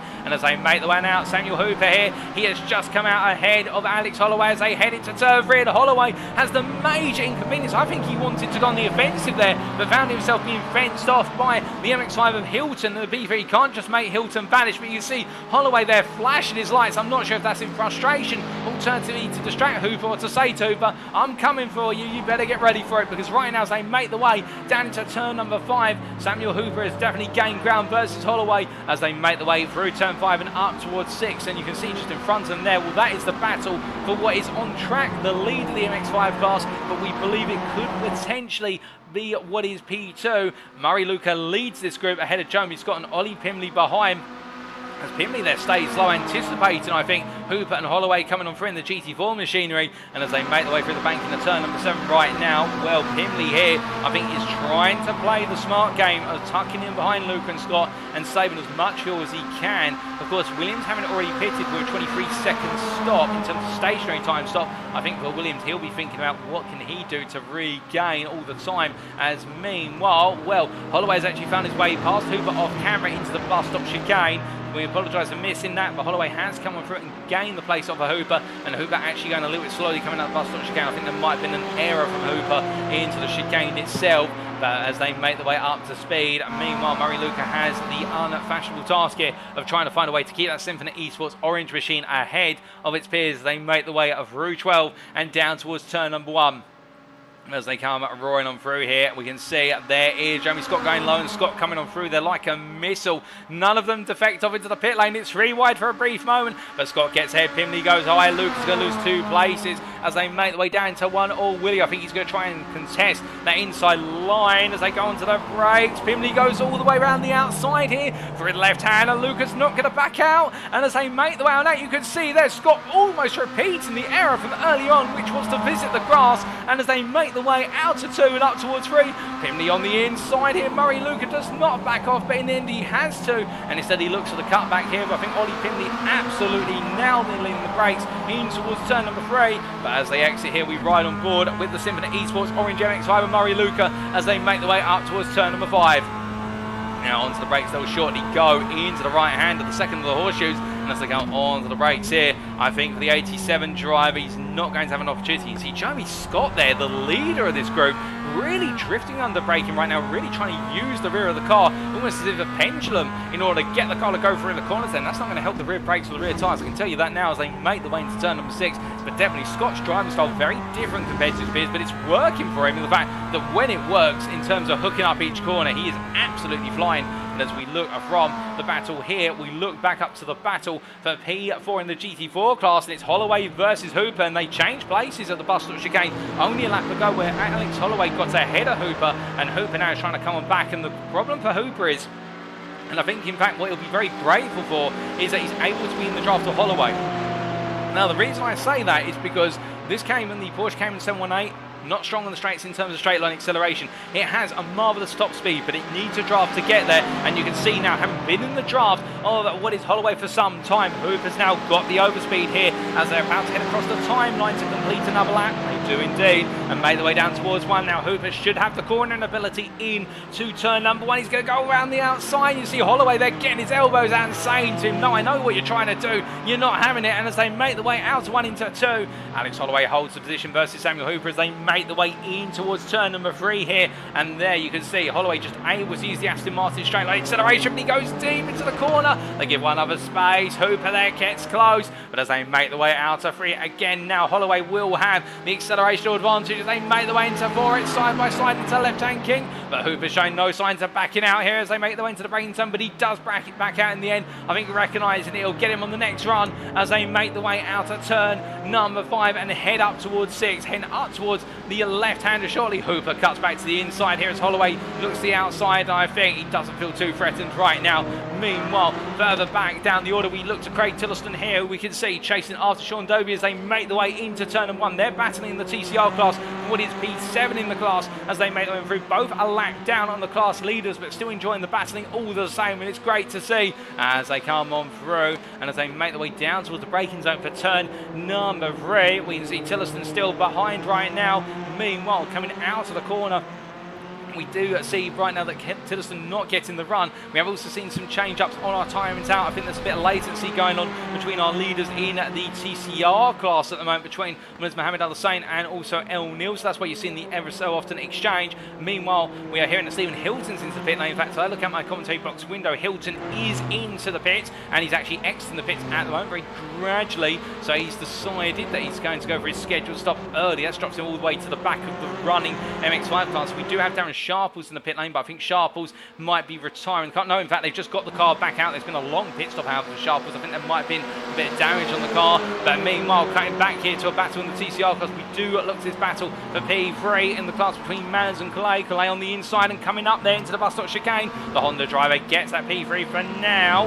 Meanwhile, I think we've had an instant involving what is Holloway and also Hooper. The two of them have come together at turn number 1.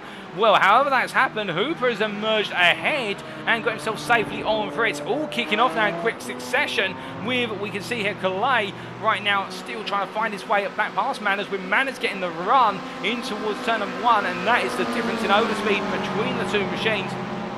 As Calais here now has Marshall coming on through. Marshall tucks along, Calais gives the space on high as they make the way down towards turn number 1, and Ian Manners, well, he did lose the place briefly at the bus stop chicane to Calais, but he's found a way back on through and back up to P3 in the TCR class. Meanwhile, in the battle for the lead of the TCR class, we can see Mohammed Al Hussein now under major pressure from El Nil as they make the way through turn number 3, and we ride on board here with the privateer in the 216 Elantra. As he builds his way up through the gearbox here, I think for El Nil, and one thing that he has shown time and time again, and I think he's really been playing a big amount of strategy with this one, really thinking ahead, because he was leading the class by a sizable margin, got reeled back on in, and he's putting huge pressure on Al Hussein as they make their way out of turn number 5. I think what El Nil is doing at this point really is trying to do as much fuel saving as he can on the straights for the full acceleration zones. So coming out of turn 6 all the way around to the bus stop chicane via 7, he's just simply tucking in behind, doing a bit of short shifting, and then fuel saving all the way down, and that gives him the ability to have a much shorter pit stop compared to his peers as he builds his way up through the gearbox. And you can see here he's gradually gaining, but I don't think gaining as much as he wants to, and just deciding to keep it nice and smart here. We're looking to move Stella Saint into the chicane. My gut feeling says no, he backs off indeed, just rides along behind, and that's El Nil's game plan. I think he's simply trying to fuel save and tyre save as much as possible, give himself a nice short stop, and then that way he can re-emerge the leader with a sizable gap of about 3 to 5 seconds as they come through the bus stop chicane and on towards turn number 12. But as they make the way on through, we've still got plenty of pit stops to come across our classes. And well, speaking of pit stops, that does include pit stops for our leaders in the MX5 class. Ollie Pimley right now ahead of Murray Luca, and in fact after passing Luca, he has run away from Luca by a gap of almost 3 seconds now. And well, we have had Hilton and Scott both come into the pits. They've decided to pit before the top 2, and well, Alex Williams right now, our first driver to pit from the top 5 of the MX5 class in the Iron Brew machine. We can see him here making his way on through turn number, I do believe that is the run out of turn number 12 and heading towards the timeline. And was he, in fact no, that's the run out of turn number 7, though I am mistaken. But Alex Williams right now, in terms of the gap to Scott, it is a gap of 4.5 seconds, but Scott is pushing quite hard and fast, so I wonder if Jeremy Scott might be coming on back. As we do briefly lose Alex Williams there, it's just a bit late to see, but he will rematerialise from the ether shortly. And as he heads on through turn number 10, 11 and on towards turn number 12, Jeremy Scott pushing on hard. But meanwhile, speaking of pushing hard, here is Adam Holloway in P2, the BBR eSports driver here being pushed hard by Sam Gunstone as they make their way through. And on high there, that's Wakefield as well. So just to make it even more complex, we do have a GT4 that is a lap down right now in front of the battle for P2 in the GT4 class, and Gunstone are staying close to Holloway. And I can tell you what Gunstone is trying to do right now. He wants to be so close to Holloway as to be kissing the rear of that Porsche, so that way when Holloway tries to find his way past Wakefield, the two of them come through together. But as they make the way through turn number 3, Holloway, I think at this point, I think feeling a little bit frustrated, or feeling as though he's being held up by Wakefield. I think Wakefield would argue, no, that Porsche just hasn't got the guts on the straight in order to be able to get on through as they make the way up into turn point down towards 5 here. Holloway being compromised a little bit, and I think he's trying to find a way to cipher his way on through and to add even more complication. They've got Paul Joseph Cliss, the Velocity driver in the TCR class, right in front of them, and Cliss right now running in P5, yet to make his pit stop in the TCR class. I think Holloway and also Gunstone will be hoping he does pit sooner rather than later as they come on through turn number 6. As they make the way back up to speed here, I think for Holloway, what he's got to try and figure out at this point is what does he want to do in terms of plans, because Gunstone is close. He's getting closer and closer as they make the way through the bank in the 7. Then we head down towards turn 8 through to 11 shortly into the bus stop chicane.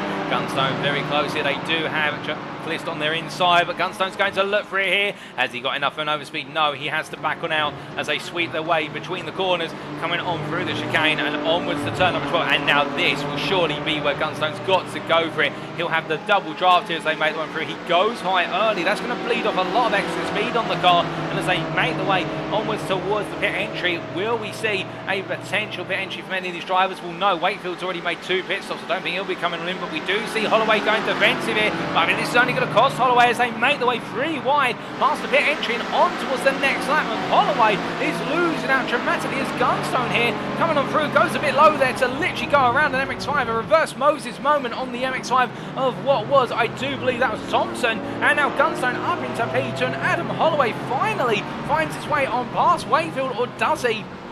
As Wakefield they're continuing to be on, oh goodness me, and Holloway in contact there with Wakefield, and Holloway sent to the tyre barrier and the wing is off the car, and that is a disaster for Adam Holloway, who would have been so frustrated already what's happened. That's only confounded what has occurred, and Craig Wakefield right now was going to be some damage on that Aston Martin. That will be front left suspension damage, in fact, yes, it is front left suspension damage as he makes way up to speed, but Adam Holloway, I think will be absolutely displeased with what's happened as they make the way up to speed. Sam Gunstone right now, I think will be looking back at that and thinking, thank goodness I got the move done when I did, because now as he makes his way through turn number 6, he's got a couple of drivers in other classes to contend with, but I think it'll be a lot more straightforward. As meanwhile we're hearing that Jeremy Scott's had a major moment at turn number 1, a spin at turn number 1 for Jeremy Scott. It's gone a bit wrong there for the privateer in the MX5 and the 27 car. Continuing to press on here. The gap between himself and Williams now up to almost 13 seconds. In fact, just in excess of 13 seconds now. The times are being updated. And for Jeremy Scott, he's got it all to do once again. And of course, with the top 3 in the class yet to pit, could this have cost Jeremy Scott an opportunity to finish in P2? That'll be the big change. Well, as he makes his way through turn number 5, we have just passed the hour mark. We are 61 minutes in. We still do have the best part of what is at 29 minutes to go. And if you have been enjoying the fantastic racing action so far in this multi-class endurance race event for September 2022, hosted at Daytona International Speedway Road Course by UKSimRacing, we do encourage you, if you're not already subscribed to our YouTube channel, do subscribe to the channel which you tune into today, of course, to tune into this event.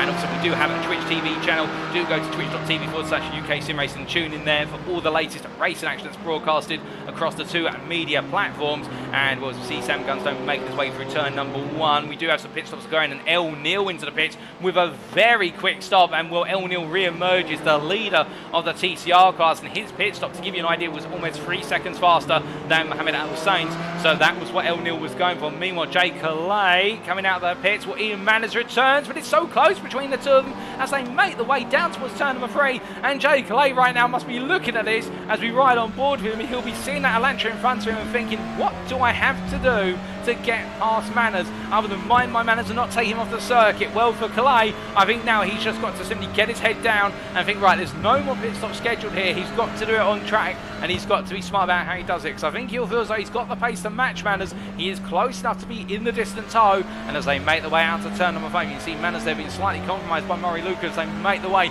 out to 5 and up towards 6. Into the braking zone they go shortly, and Jay Clay right now staying right behind. Now he is going to get a little bit of a temporary draft here. Oh my goodness, and Murray Luca goes on around there, a bit of an overspeed on trying to get the power down, and Murray Luca there trying to push it as much as possible, carrying too much speed and too much throttle out of turn number 6, and what was looking to be the charge for a potential run after Ollie Pimley has now fallen away to a degree, and Murray Luca there in an unfashionable error, much like what we're hearing happen to Joe. He's got a turn number 1, now finds himself, of course, remember, Murray Luca has yet to pit. I think he's pushed it too hard in terms of the distance of this stint, and the car is now fighting back as he makes his way up towards the bus stop chicane. I would not be surprised if Luca will be coming into the pits at the end of this lap. I think he will take that as a message, a very clear one to say he's pushed it too much, as Thompson now finds himself right behind, and Thompson also yet to pit P3 in the MX5 class. We believe he will drop back to about P5, P6 come the end of his pit stop with Luca, as they make the way through turn 11 and up towards 12 now for the pair of them. They've got to be smart about when they come on in, and Ollie Pimley the same, who still leads the MX5 class minus a pit stop being accrued, and Alex Williams in P4 we believe is the de facto leader of the MX5 class. But as they come on through turn number 12, will we see Luca or Thompson peel on in, having almost completed 65 minutes of racing? Luca does peel on in. I think that was the sign in the end when the tyres went, it's his time to come on in, and he decides enough's enough here as he makes his way to his pit box. But indeed the gaps have opened up right now. We are waiting to see where drivers come in and out amongst one another from these pit stops, and Alex Williams, we're going to see him very shortly, I think, coming through to retake P3 of Murray Luca. I don't think there'll be a question about that one, as the number 80 driver here makes his way past the pit entry here, having to made his stop with one of our earliest stoppers in the MX5 class. He comes on through the left-hander and makes his way across that timeline to go into what for him is lap number 30, and he picks up that P3 as Lucas still in the pits. In fact, he's just leaving his pit box here, but he does have some way to go before he finally gets to pit exit. But meanwhile, as they make the way on down, where is Jeremy Scott? Jeremy Scott into the pits again. So Jeremy Scott there, I'm not sure what's happened. Perhaps it's a, no, he's pitting, so I think something must have gone wrong in the first pit stop. Perhaps he's got some damage on the car or something is broken. In fact, M to reverse there, slightly missed his pit box and then trying to, well, I'm not sure if he, I think he has found his pit box in it. It's a quick stop, I think. Well, I'm not exactly sure what that is. That's not a stop and go. That's going to be the shortest stop and go in history otherwise. But Jeremy Scott there having to come on in. I think might have just had to take on a little bit more fuel. He's only stopped for 3 seconds there, so I think it was an emergency fuel stop, thinking he hasn't got the fuel to go to the end. So for Jeremy Scott, it's not worked out, and that's going to release Stephen Hilton up into P5 in the class. Murray Lucas in P4, only 9 seconds up the road, if so, from Stephen Hilton, but we're still waiting those pit stops from Pimley and Thompson, as meanwhile Luca makes his way up into turn number 5. As he makes his way on through, one driver right now who does not have, oh goodness me, and well, did he just cut across the pit entry, sorry, the pit exit line there? I think Al Hussein did. I think Al Hussein did in the end get it wrong under braking into turn number 1, and the car just speared its way into the pit exit wall there on the inside of it. So Al Hussein there, I think, well, it's a major whack, and I think that car is going to have to be jumped to the pits indeed, as he makes way back at the speed. I think he's trying to gauge what's broken on the car and what's not. I think he's been told, keep going, do not stop. And right now it's gone very, very wrong for Al Hussein as he makes his way down towards turn number 5. And El Nil right now, I think, will be taking a lot of breathing room here and thinking, right, this is all said and done. But goodness me, the way that has played on out. And where is Ian Manners in all of this? Well, Ian Manners right now has got ahead of Al Hussein. I think, no, he's not, as we do get confirmed. I think Al Hussein having some connectivity issues. In fact, he's jumped to the pits there. The car was broken and he's had to park it on up. He parked it on up at turn on the exit of turn number 4. And Ian Manners now up into P2 in the TCR class in very adverse circumstances for Mohammed Al Hussein. As meanwhile, the same side as your driver here gains at the distress of the other driver. And meanwhile, into the pits comes Bevan Thompson. He's coming in from P2 in the MX5 class and he peels on out him. Where's Murray Luca? Well, Luca's making his way past the pit entry here. It's going to be close between the two of them as he makes his way on from, we look to the blimp camera in particular, where is Thompson? Well, there's Thompson making his way out of the pit lane, and I think Bevan Thompson's going to be more than safe versus Murray Luca. And Luca with that spin, well, you can see there is Luca coming through turn number 1 already. They look like specks in the distance, but as we get a bit of a closer shot, you can see there Luca, if it were not for that spin, would have come out ahead of Bevan Thompson when all was said and done, but now instead he has to chase down Thompson. The one saving grace he does have, however, that gap is less than 2 seconds, and that means that Luca will immediately feel a distant tow when they come out of turn 6 and on to 7. And Thompson now will know he's still got work to do here if he wants to finish on the podium in the MX5 class.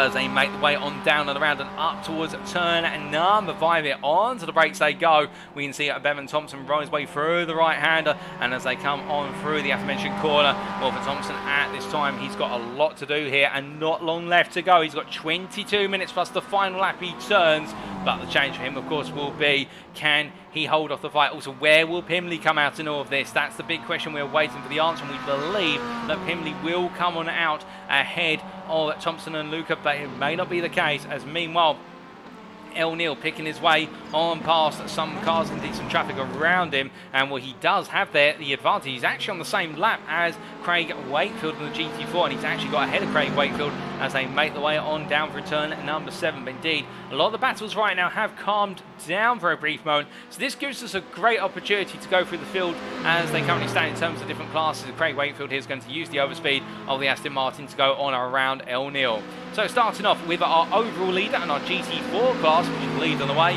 Here is your overall and GT4 class leader of Callum Brandt in the 21 Aston Martin, as the privateer from RD Simsport leads the way. He's currently leading by what is 24 seconds over Sam Gunstone, who's running in P2 in the BMW M4, and the 300 driver who arguably had the pace to be with Brandt. Unfortunately, a major error early along in the race has cost him very dearly and dropped him down to P2. He is not currently doing enough to close down the gap to Callum Brandt come the end of the race, and right now I think Gunstone going for P2 all the way to the finish. Then we have P3 driver Samuel Hooper here in the Porsche Cayman. 3 different GT4 cars in the top 3 in terms of 3 different manufacturers, and as Hooper makes his way on through here, he has managed to break away from what is Alex Holloway behind, and Alex Holloway here running in P4 at this time with some damage on the car in the 93 machine, charging on around as he makes his way down towards turn number 1 once again. We then do have Adam Holloway, of course, in that contact earlier on and having to jump to the pit.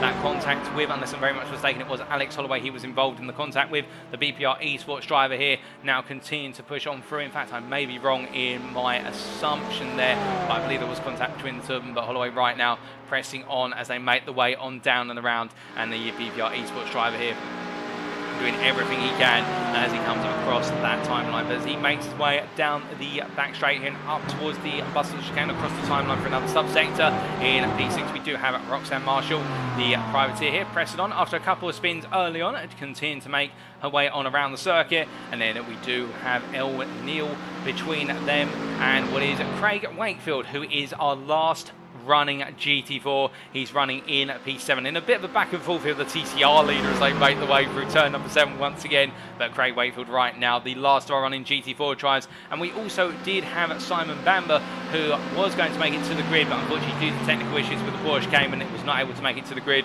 and they were not able to get the car started. So only 7 out of 8 GT4s started today, and still 7 are running.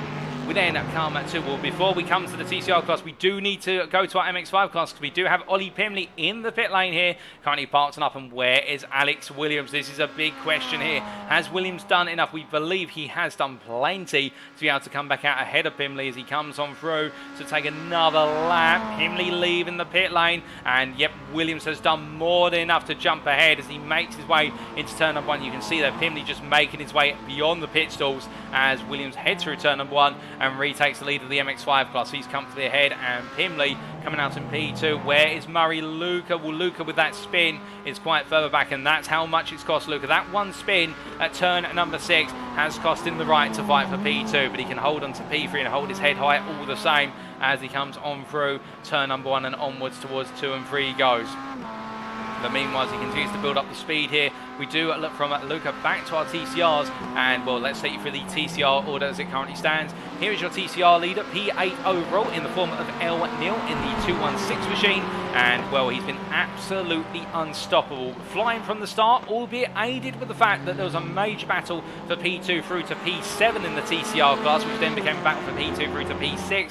But regardless, El Neil able to extract a huge gap and then decide to back off the pace and fuel safe behind Mohamed Hossein, who took the lead of the class for some time, but then in the pits, El Nil jumped back ahead with an undercut pit stop, which essentially saw him save 3 seconds of pit stop time compared to Alassane, and since then, El Nil absolutely flying. And then it's Ian Manners in P2 after Alassane having that major moment into turn number 1 where the car cut across into the pit exit road and went into the wall there. Alassane having to jump the car to the pits and has since retired, unfortunately. But Ian Manners here in P2. Best of the rest right now with a 4-second advantage over Jay Calais, who is trying to close him down and is managing to cut down Ian Manners' advantage when he's faster than him on a given lap by only a tenth, if that. They're very evenly matched there. The Honda Civic driver right now really the flying the ointment for many a driver today, and that P3 looking as though it's a very strong performance for Jay Calais, all things considered, given how hard he's had to fight for it.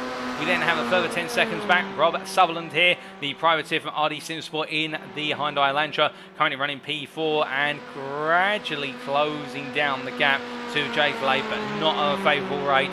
And it is Paul Joseph Clift running in P5, completing the top 5 of the TCRs in the Apex Racing Academy Veloster, the Honda Veloster, as he makes his way out to turn 6 and on to 7. Had a quiet race, had a bit of a battle earlier on with what was Sean Dobie, as we see Dobie here making his way out to the bus stop chicane, but Dobie now almost a lap down on Clist, running in P6 after a difficult mid-stint of the race. But the Scotsman right now keeping his head down and pressing on, and it is Craig Tillerston, the last of our running TCRs here in P7, as the privateer comes on through to make his way out to turn number 7 and on towards the bus stop chicane. And we do have the one retirement, recently retired, of Mohamed Alassane due to damage picked up when there was the major hit to the wall at turn number 1. We then come to our MX5 class, last but not least here, and we can see Alex Williams, your leader of the class, as he makes his way into turn number 5. And the story for Alex Williams, we did see a major battle between him and Ollie Pimley earlier on, but after Pimley made an error which saw him drop back into the clutches of the battle for P3, making it a battle for P2, Williams has not put a single foot wrong. He holds a 7.5 second advantage over Ollie Pimley, and Pimley is absolutely flying, it must be said, with Pimley having recently served his stop. But Pimley does look to be matching Williams' sector times at the moment, so it'll be interesting to see whether Pimley can find a way to come back towards the end of the race, albeit given the amount of time remaining, I think that is going to be less viable than perhaps it would seem on paper. Given 15 minutes left, there's only about, for these guys, approximately another, what we'd say, 7 to 8 laps at most, including the one they're on. But Pimley pressing on, and in P3, Murray Luca here, he survived all the battling for P3 to be in this P3 position right now, ahead of Jeremy Scott, our pole sitter in the MX5 class. And after an early mistake, and indeed a poor launch off the line in terms of the rolling start, saw him drop all the way to P3. He's found himself battling to try and get himself back into the podium, but mistakes here and there, and also a bit of rallycross out of turn number 1. I've seen Jeremy Scott have a very up and down race, and whilst this P4 may not be indicative of his pace, I think still, if he continues to push on and bring it home to the line, I don't think he can say he's had an eventful race and one that he's enjoyed. As meanwhile in P5 we do have Stephen Hilton here, who with an error only moments ago has actually dropped from P4 in the class to P5, given the space to and the place to Jeremy Scott, as right now he gets himself back up to speed. And there is Darren Sharples in P6 here, ahead of what is Bevan Thompson, the last star runners. But Darren Sharples, with some connectivity issues earlier on, was leading in the battle for P2.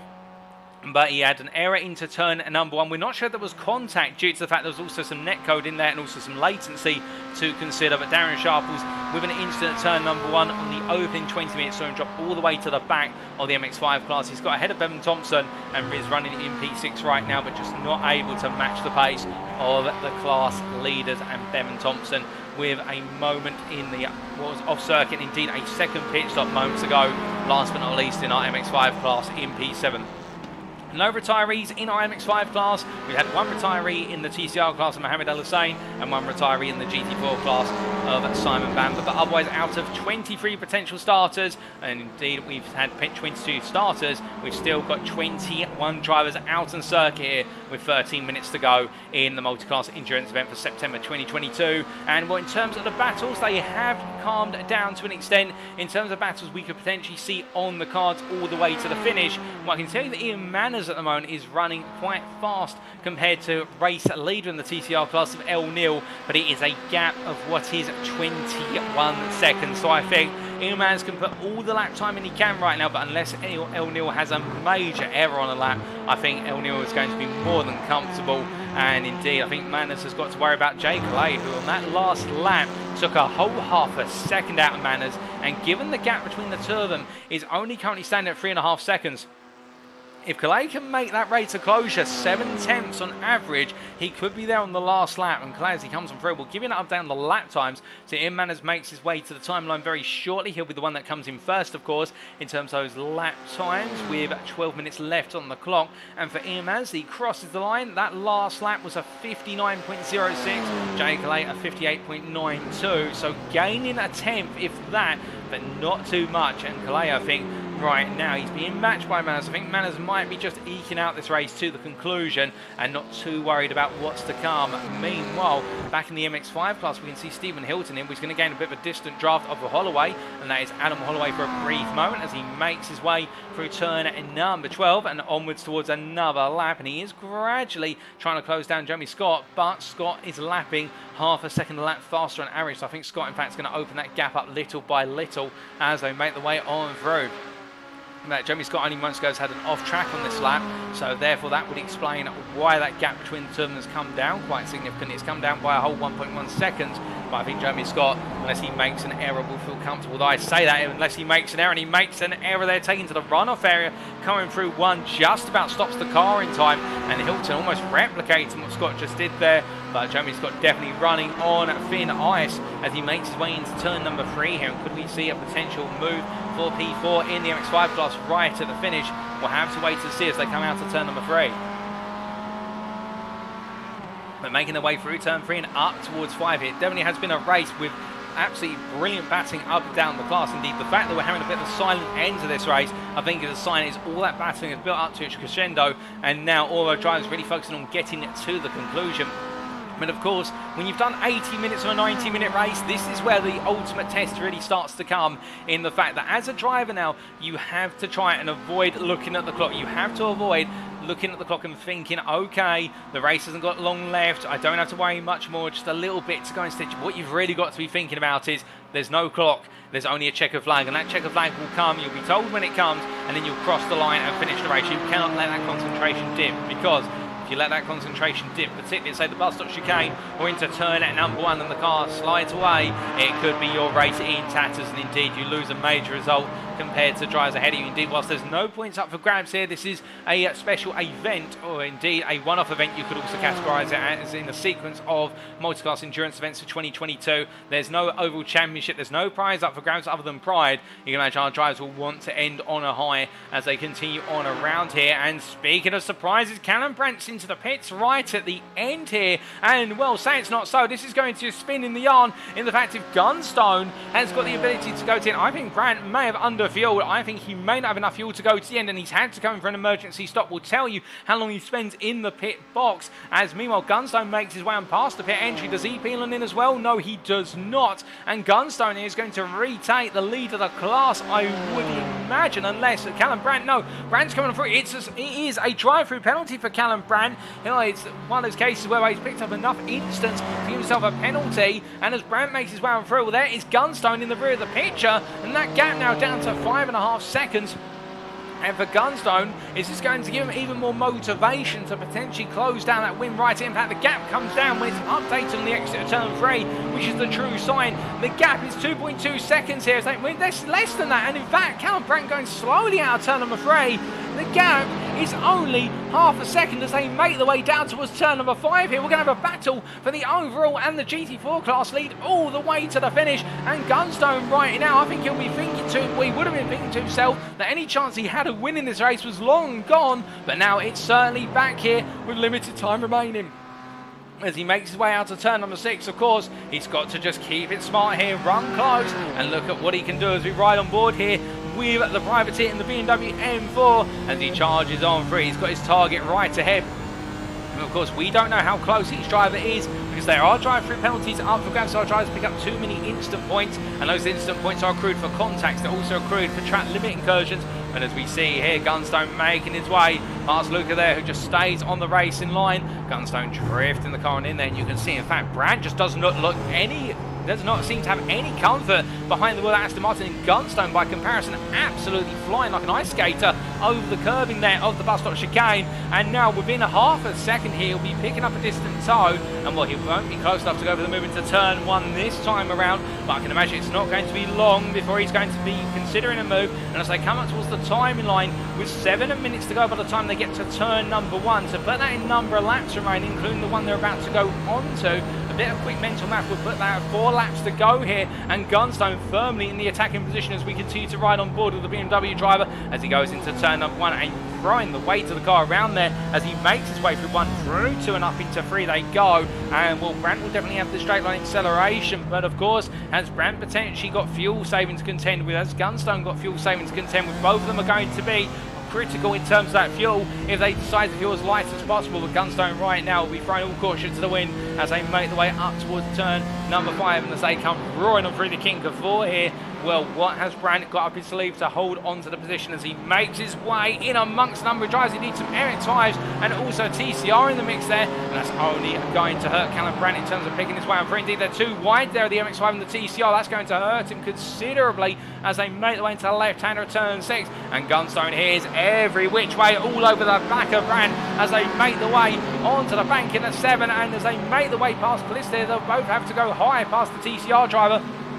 Brandt definitely under pressure, as you can see. We ride on board looking back from Brandt's car, and that's Gunstone looking very close and very menacing as Callum Brandt goes low here and Gunstone stays high, and as they both make their way onto the outside line here for the bus stop chicane, we can see Gunstone back it off. He doesn't want to do it here. He wants to get the run through the chicane, and Brandt rolls his way on through it. Does the car step out this time like he did on the previous lap? It understeers a little bit. It costs him a bit of speed, and Callum Brandt now looking slow. He's had to give time up because he did cut the chicane at turn number 11, and Sam Gunstone retakes the lead of the GT4 class right in the closing stages here, and now can he make the breakaway as they make the way through 12 and down towards the timing line here. Not long to go, and I think Gunstone's going to make a break here, given the fact that Callum Brandt had to take the slowdown. He will be gaining a distant toe off of Gunstone, but the problem is he's got so much speed to recover from that slowdown.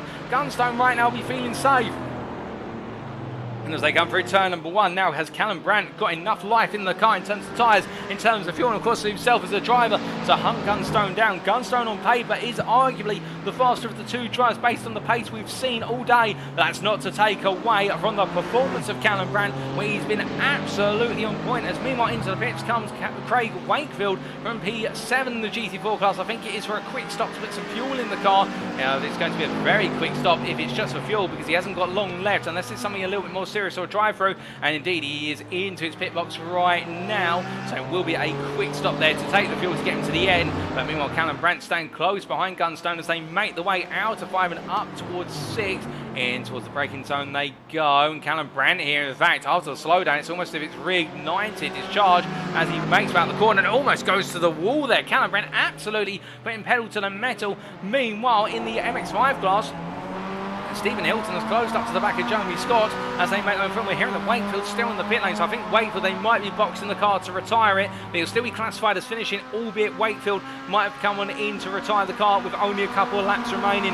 But in fact, no, he's leaving the pit lane right now. It's a long stop for Wakefield, so perhaps they put new tyres on the car. Perhaps he's trying to go for fastest lap at the end of the race. But meanwhile, Hilton here all over the back of Scott as they make the way out of the second horseshoe hairpin and up towards turn number 6. In towards left-hander they go shortly, so we'll keep our eyes on this battle for P4 in the MX5 class. But more impressively right now, the battle for the lead of the GT4 class, as we see Brandt here going high. He's going to try and go all the way around Gunstone, but if we know anything about Gunstone, he feels very comfortable in defending into 1. But as they make the way to the timeline here, 2 more laps to go as they headed towards the braking zone for 1. Brandt's going to try and go all the way around. Gunstone defends. Brandt goes as late as he can on the brakes here. Gunstone's going to keep him out high and dry, and as they make the way out the corner, they give one other space, but Callum Brandt has to try and find somewhere else to go for the move, because that's not going to be the place to do it. Gunstone has it covered as they make the way into turn number 3. Brandt comes in very hot. He has to get the car stopped there, and as they make the way out of 3, you can see Gunstone just keeping the car nicely pointed and ahead right now. But as they make the way up towards turn 5, will we see Brandt look for the move up the inside here, and has Gunstone got enough fuel to potentially push it a little bit harder as they make the way onto the brakes? We can see Brandt trying to cut around. He's going for the cutback here as we ride on board with the Aston Martin Racing Privateer as he makes his way up towards turn number 6.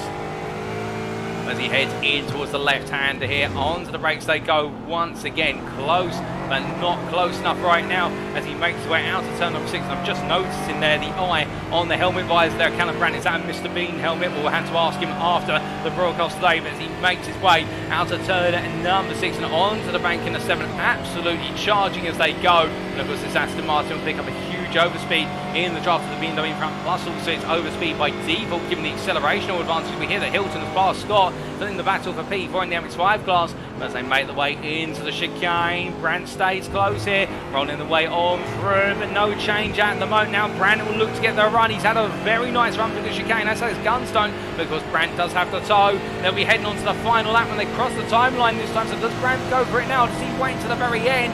He goes high here, and as they push on through, we can see that Gunstone not doing any weaving, not defending. I think Gunstone knows all he's got to do is stay low and feel safe. But now on flat tarmac, you can see just how much speed the Aston Martin's able to cover as they go side by side onto what will be the final lap of racing here at Daytona. And as they make the way into the brakes over 1, Brandt goes all the way around the outside on the brakes. Gunstone hasn't quite got enough, and Brandt gets it done. He's ahead, and now can he hold on, given that Gunstone might be setting him up for the run to the finish line as they make the way through 2 and into 3. That's the big challenge now, because Brandt at this point has to set the pace, and also he does not have the benefit of the draft anymore as they make the way through Horseshoe Hairpin and up towards turn number 5. They charge through the King of 4 first, and you can see Gunstone right there. He's not got a problem with the car, he's got the fuel, he's got all the energy. Indeed, he's powered by the Mountain Dew on the side of the car, there's no doubt about that. But as they make the way under braking into turn number 5, in all seriousness, Gunstone right now I think is saving the best to the very last moment as they make the way out of 5 and up towards 6. He's within 4 tenths, he's well within striking distance. Come the run to the bus stop chicane and also the run to the finish line. And as they make the way out of 6, this will be the first test in terms of getting the power down and getting it down smoothly. Indeed, Gunstone there not taking any risks. Brandt really pushing the wick out as they make the way through 7. And now he'll close little by little. He'll be the charge all the way up to the line here as they make the way towards the bus stop chicane as they head towards the aforementioned sequence of 4 corners. Gunstone getting closer and closer, but is he close enough to look for the move? No, he hangs back here. He needs the perfect run. They'll have an MX5 in the form of Darren Sharples in front. This is going to be literally on the bubble here, and I think Brandt might be able to take some toe, but he's compromised as they come through. Sharples there on the line. There's contact between what is Callum Brandt and Sharples, and as they make the one through, Gunstone gets ahead, but is it enough here? There's still the run through turn number 12, and as they come through the banking, it's 1 corner, 1 stretch to go as they make the one through. 90 minutes is complete. Who will be the winner as they come on past the last stretch? It will be to the line. The checker flag awaits them. Is it Gunstone or is it Brandt? Brandt goes low. Gunstone's got his nose ahead, and as they cross the line, it's Gunstone, I think, who just wins by 200ths of a second over Callum Brandt.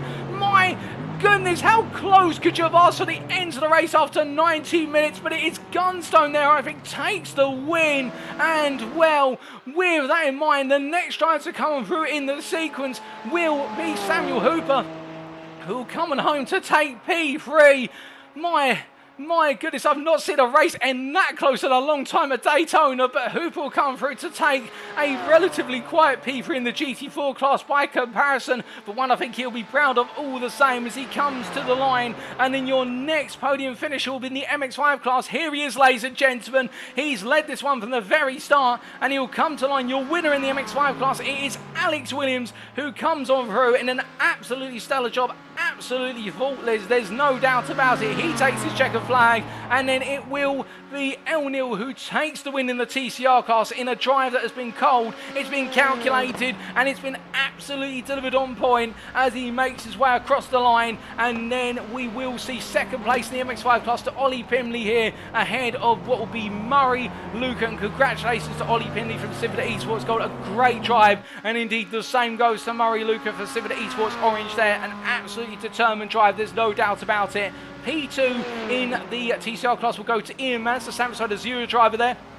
Indeed, a race where he battled hard for P2 all the way, and the same to Jay Colo, just did not have enough at the end to close down Manners, but P3, he's on the bottom step of the podium in the TCR class, and I don't think he'll complain about that. Then we'll have Rob Sutherland in the TCR class coming on home in P4, just ahead there of the finisher in the GT4 class of what I believe was Wakefield there, P7 in the GT4 class, and Sutherland missing out in the end in the podium positions in the TCR class. Paul Joseph Clist will come through shortly to take what will be P5. In fact, he's already finished his race. My apologies, it was Sean Dobie who's crossed the line there, P6 in the TCR class. Have we got anybody else who needs to finish their race? I don't think so, but what an absolutely stellar race. You can see El Neil there doing some donuts. We just caught the tail in there, but the Aunt Bessie's driver parking it on up. But brilliant racing all the same. And well, let's take you through those race results.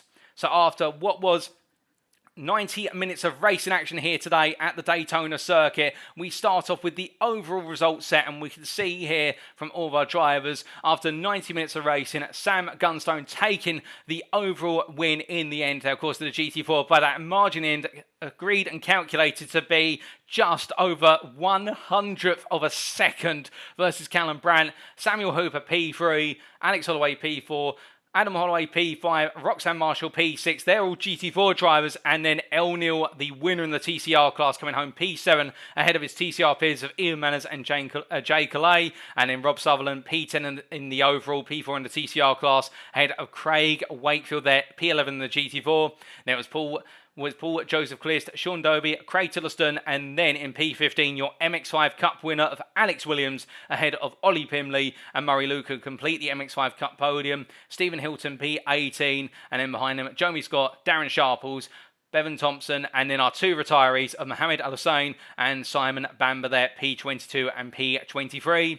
But as we now come on to the individual class results, the more prominent and important item, we start with the GT4 class. And we can see here, after 90 minutes of racing action, that confirmation of how close it was between Gunstone and Callum Brandt. But in the end, Sam Gunstone taking the win by the smallest of margins in an absolute nail-biter finish. And then Samuel Hooper, P3, a little bit further off by the margin of 38 seconds. Alex Holloway, P4 there, ahead of Adam Holloway. Great driving from the pair of them there. A bit more on the cards today, I think they'll be thinking, but at the same time bringing it home on the lead lap. Roxanne Marshall finishing a lap down, P6. Craig Wakefield, P7. And, of course, Simon Bamber not able to make it to the grid due to technical issues. And then we come on to the TCR class. And we can see in the TCR class, El Neil confirmed the winner by 22.5 seconds there over Ian Manners. And again, for El Neil, just an absolutely infallible drive. Qualifying, putting it on pole, and in the end, converting that pole into a dominant win ahead of Manners. And Jay Calais in the end, missing out on P2, but still a proud P3, no doubt about it. Rob Sutherland, P4 there. Plenty of battling, brilliant battling from Sutherland versus Calais, Manners, and also Al Hussein. But in the end, missing out on the podium. Paul Joseph Clist, P5. Sean Dobie, P6. Craig Tillotson, P7. And then the retiree, Mohamed Al Hussein, after that major knock at turn number 1 towards the end of the race, retiring 13 laps from the end. Then coming on to the MX5 class, the last of our classes, but by no means the least. Alex Williams taking the win by 10.7 seconds over Ollie Pimley in the end. And Alex Williams, after taking the lead of the race, just not looking back after Ollie Pimley's instant, saw him drop out of the fight for the win. But Ollie Pimley recovering well to finish P2, ahead of Murray Luca P3, Stephen Hilton P4, and Jomi Scott, unfortunate today to take pole and not be able to follow it up with a podium finish at the least. But still, Jomi Scott, I think, will take a lot of positives from today and look to improve upon those in the next multi-class race hosted by UKSimRacing in the MX5 class. Darren Sharples P6 finishing a lap down, but still staying in it to win it all the way through, and that unfortunate instant early on in the race cost him a chance at a top 5 finish. And then Bevan Thompson there finishing a lap down as well. Last but not least, Ian P7. No retirees in the MX5 Cup class. But with that, ladies and gentlemen, all of our classes covered. We've only got one thing to now say, and that is thank you very much for watching. And if you did enjoy the broadcast today and want to know more about the UK Sim Racing community in terms of all the series we run and everything in between, then why not check out our official website? That is UKSimRacing.co.uk. And indeed, if you go to our website today, you'll be able to see it does look like this. And indeed, our website, whilst it does say it's under maintenance, we are still putting a bit of polish with regards to the website there. But we do have multiple links in terms of being able to go to our official Discord, all of our upcoming leagues and events. We've also got the stands for our GT3 League Season 8 there. And also we do have a series of discount and affiliate links. Now, in terms of if you've been watching the broadcast today and asking yourself the question, how can I potentially give back to UK Sim Racing? Well, you can do so via our affiliates, because if you do click on the discount or affiliate links button there, you'll be taken to the following page, which shows you the images or our logo images for all of our associated affiliates, including Race Anywhere, Demon Tweaks, Swello Meta, Sim Racing Coaching, and Amazon. And if you click on those images, you'll be taken to purchase pages, whereby if you make a purchase through those pages, you'll get a discount on your purchase, and we will also get a kickback from your purchase, which we will fund into future series and league events. Given the fact that we are a non-profit organisation at UK Sim Racing, every penny we earn goes back into the running of series, and that way we can continue to improve and build upon all the success of 2022 as we come to the end of the year and move into 2023. So if you make purchases for our affiliates, you get a little bit of a discount, so it works out for you, and you're also giving back to us by essentially helping fund the future running of UK Sim Racing. And indeed, we also on our Discord page have a number of affiliate codes, so do feel free to join the Discord and talk to all our drivers and talk to our organisers about upcoming events there, and do take a look at our affiliate codes, which can also help you to make some discounts on your future purchases with our aforementioned affiliates. And indeed, Race Anywhere there is the #1 place and the provider of curated sim racing equipment. Demon Tweaks is the ultimate place to go to if you're looking for equipment, whether it be in the real world motorsport, alternative sim racing motorsport. They have stock and items for everything in between. Swello Meta, Sim Racing Coaching, one of the premier coaches for sim racing on iRacing, a multi-series champion in official iRacing series. So there's a reason why you should listen to Swello Meta, Sim Racing Coaching. Indeed, he has a package, a specific coaching package for you, whether you're looking to gain a 10th or a whole second, alternatively looking to improve on your racecraft or something else. There's something for you there with Swello Meta, Sim Racing Coaching. And then last but not least, Amazon, of course, looking to be the most customer-centric company in the world, having already put out innovative ideas right out there into the market, including but not limited to Amazon Prime, also Amazon Alexa, and plenty other Amazon innovations out there in the market. But of course, those are our affiliates, and as we do return to the page here, if you don't want to go to our website and you don't want to make purchases for our affiliates, you can always just go to our Twitter, the UK Sim Racing Twitter, at twitter.com/UK_SimRacing_, and find out all the latest news and information there. And also a big thank you to our affiliates as always, and as mentioned, Swello Meta, Sim Racing Coaching, Race Anywhere, Demon Tweaks, and Amazon. Their URL or their web address is on screen there. But in terms of what lies ahead, ladies and gentlemen, well, we do have one more event to go in what is the Multiclass Endurance Specials for this year, and that is the event at Brands Hatch on Wednesday the 9th of November 2022. It'll be the MX5s, the TCRs, and also the GT4s once again. Sign-ups are still open, so if you want to be there at the Grand Prix iteration of the Brands Hatch circuit, do head to our official Discord today at UK Sim Racing to be able to sign up. And well, if you're looking for sign-up instructions, well, here are the instructions on screen, which is that if you're an existing driver with UK Sim Racing, all you've got to do is use the appropriate sign-up channel in our Discord. Meanwhile, if you are not part of the UK Sim Racing Discord or a current league driver, you do need to join our Discord first. That's a key requirement for you to be able to race with us, and also then head to our website, visit the appropriate league page, and you'll be taken to a sign-up and payment page. I believe that sign-up and payment will be discounted, of course, because it will only be one event, and then just follow the instructions carefully to avoid disappointment. Indeed, sign-up's still open, and we'd love to have you join us on what is Wednesday the 9th of November. But again, we can see out there the website link on screen, uksimracing.co.uk. And well, we do hope to see you in a couple of weeks' time. But until then, ladies and gentlemen, that's all from us at UK Sim Racing. And indeed, that's all from me as your host and commentator, Paul TX141 Walsh, also known as Britain a Spit. And until next time, remember to stay well, stay safe, stay smiling, but most importantly, remember to stay on track. Good night.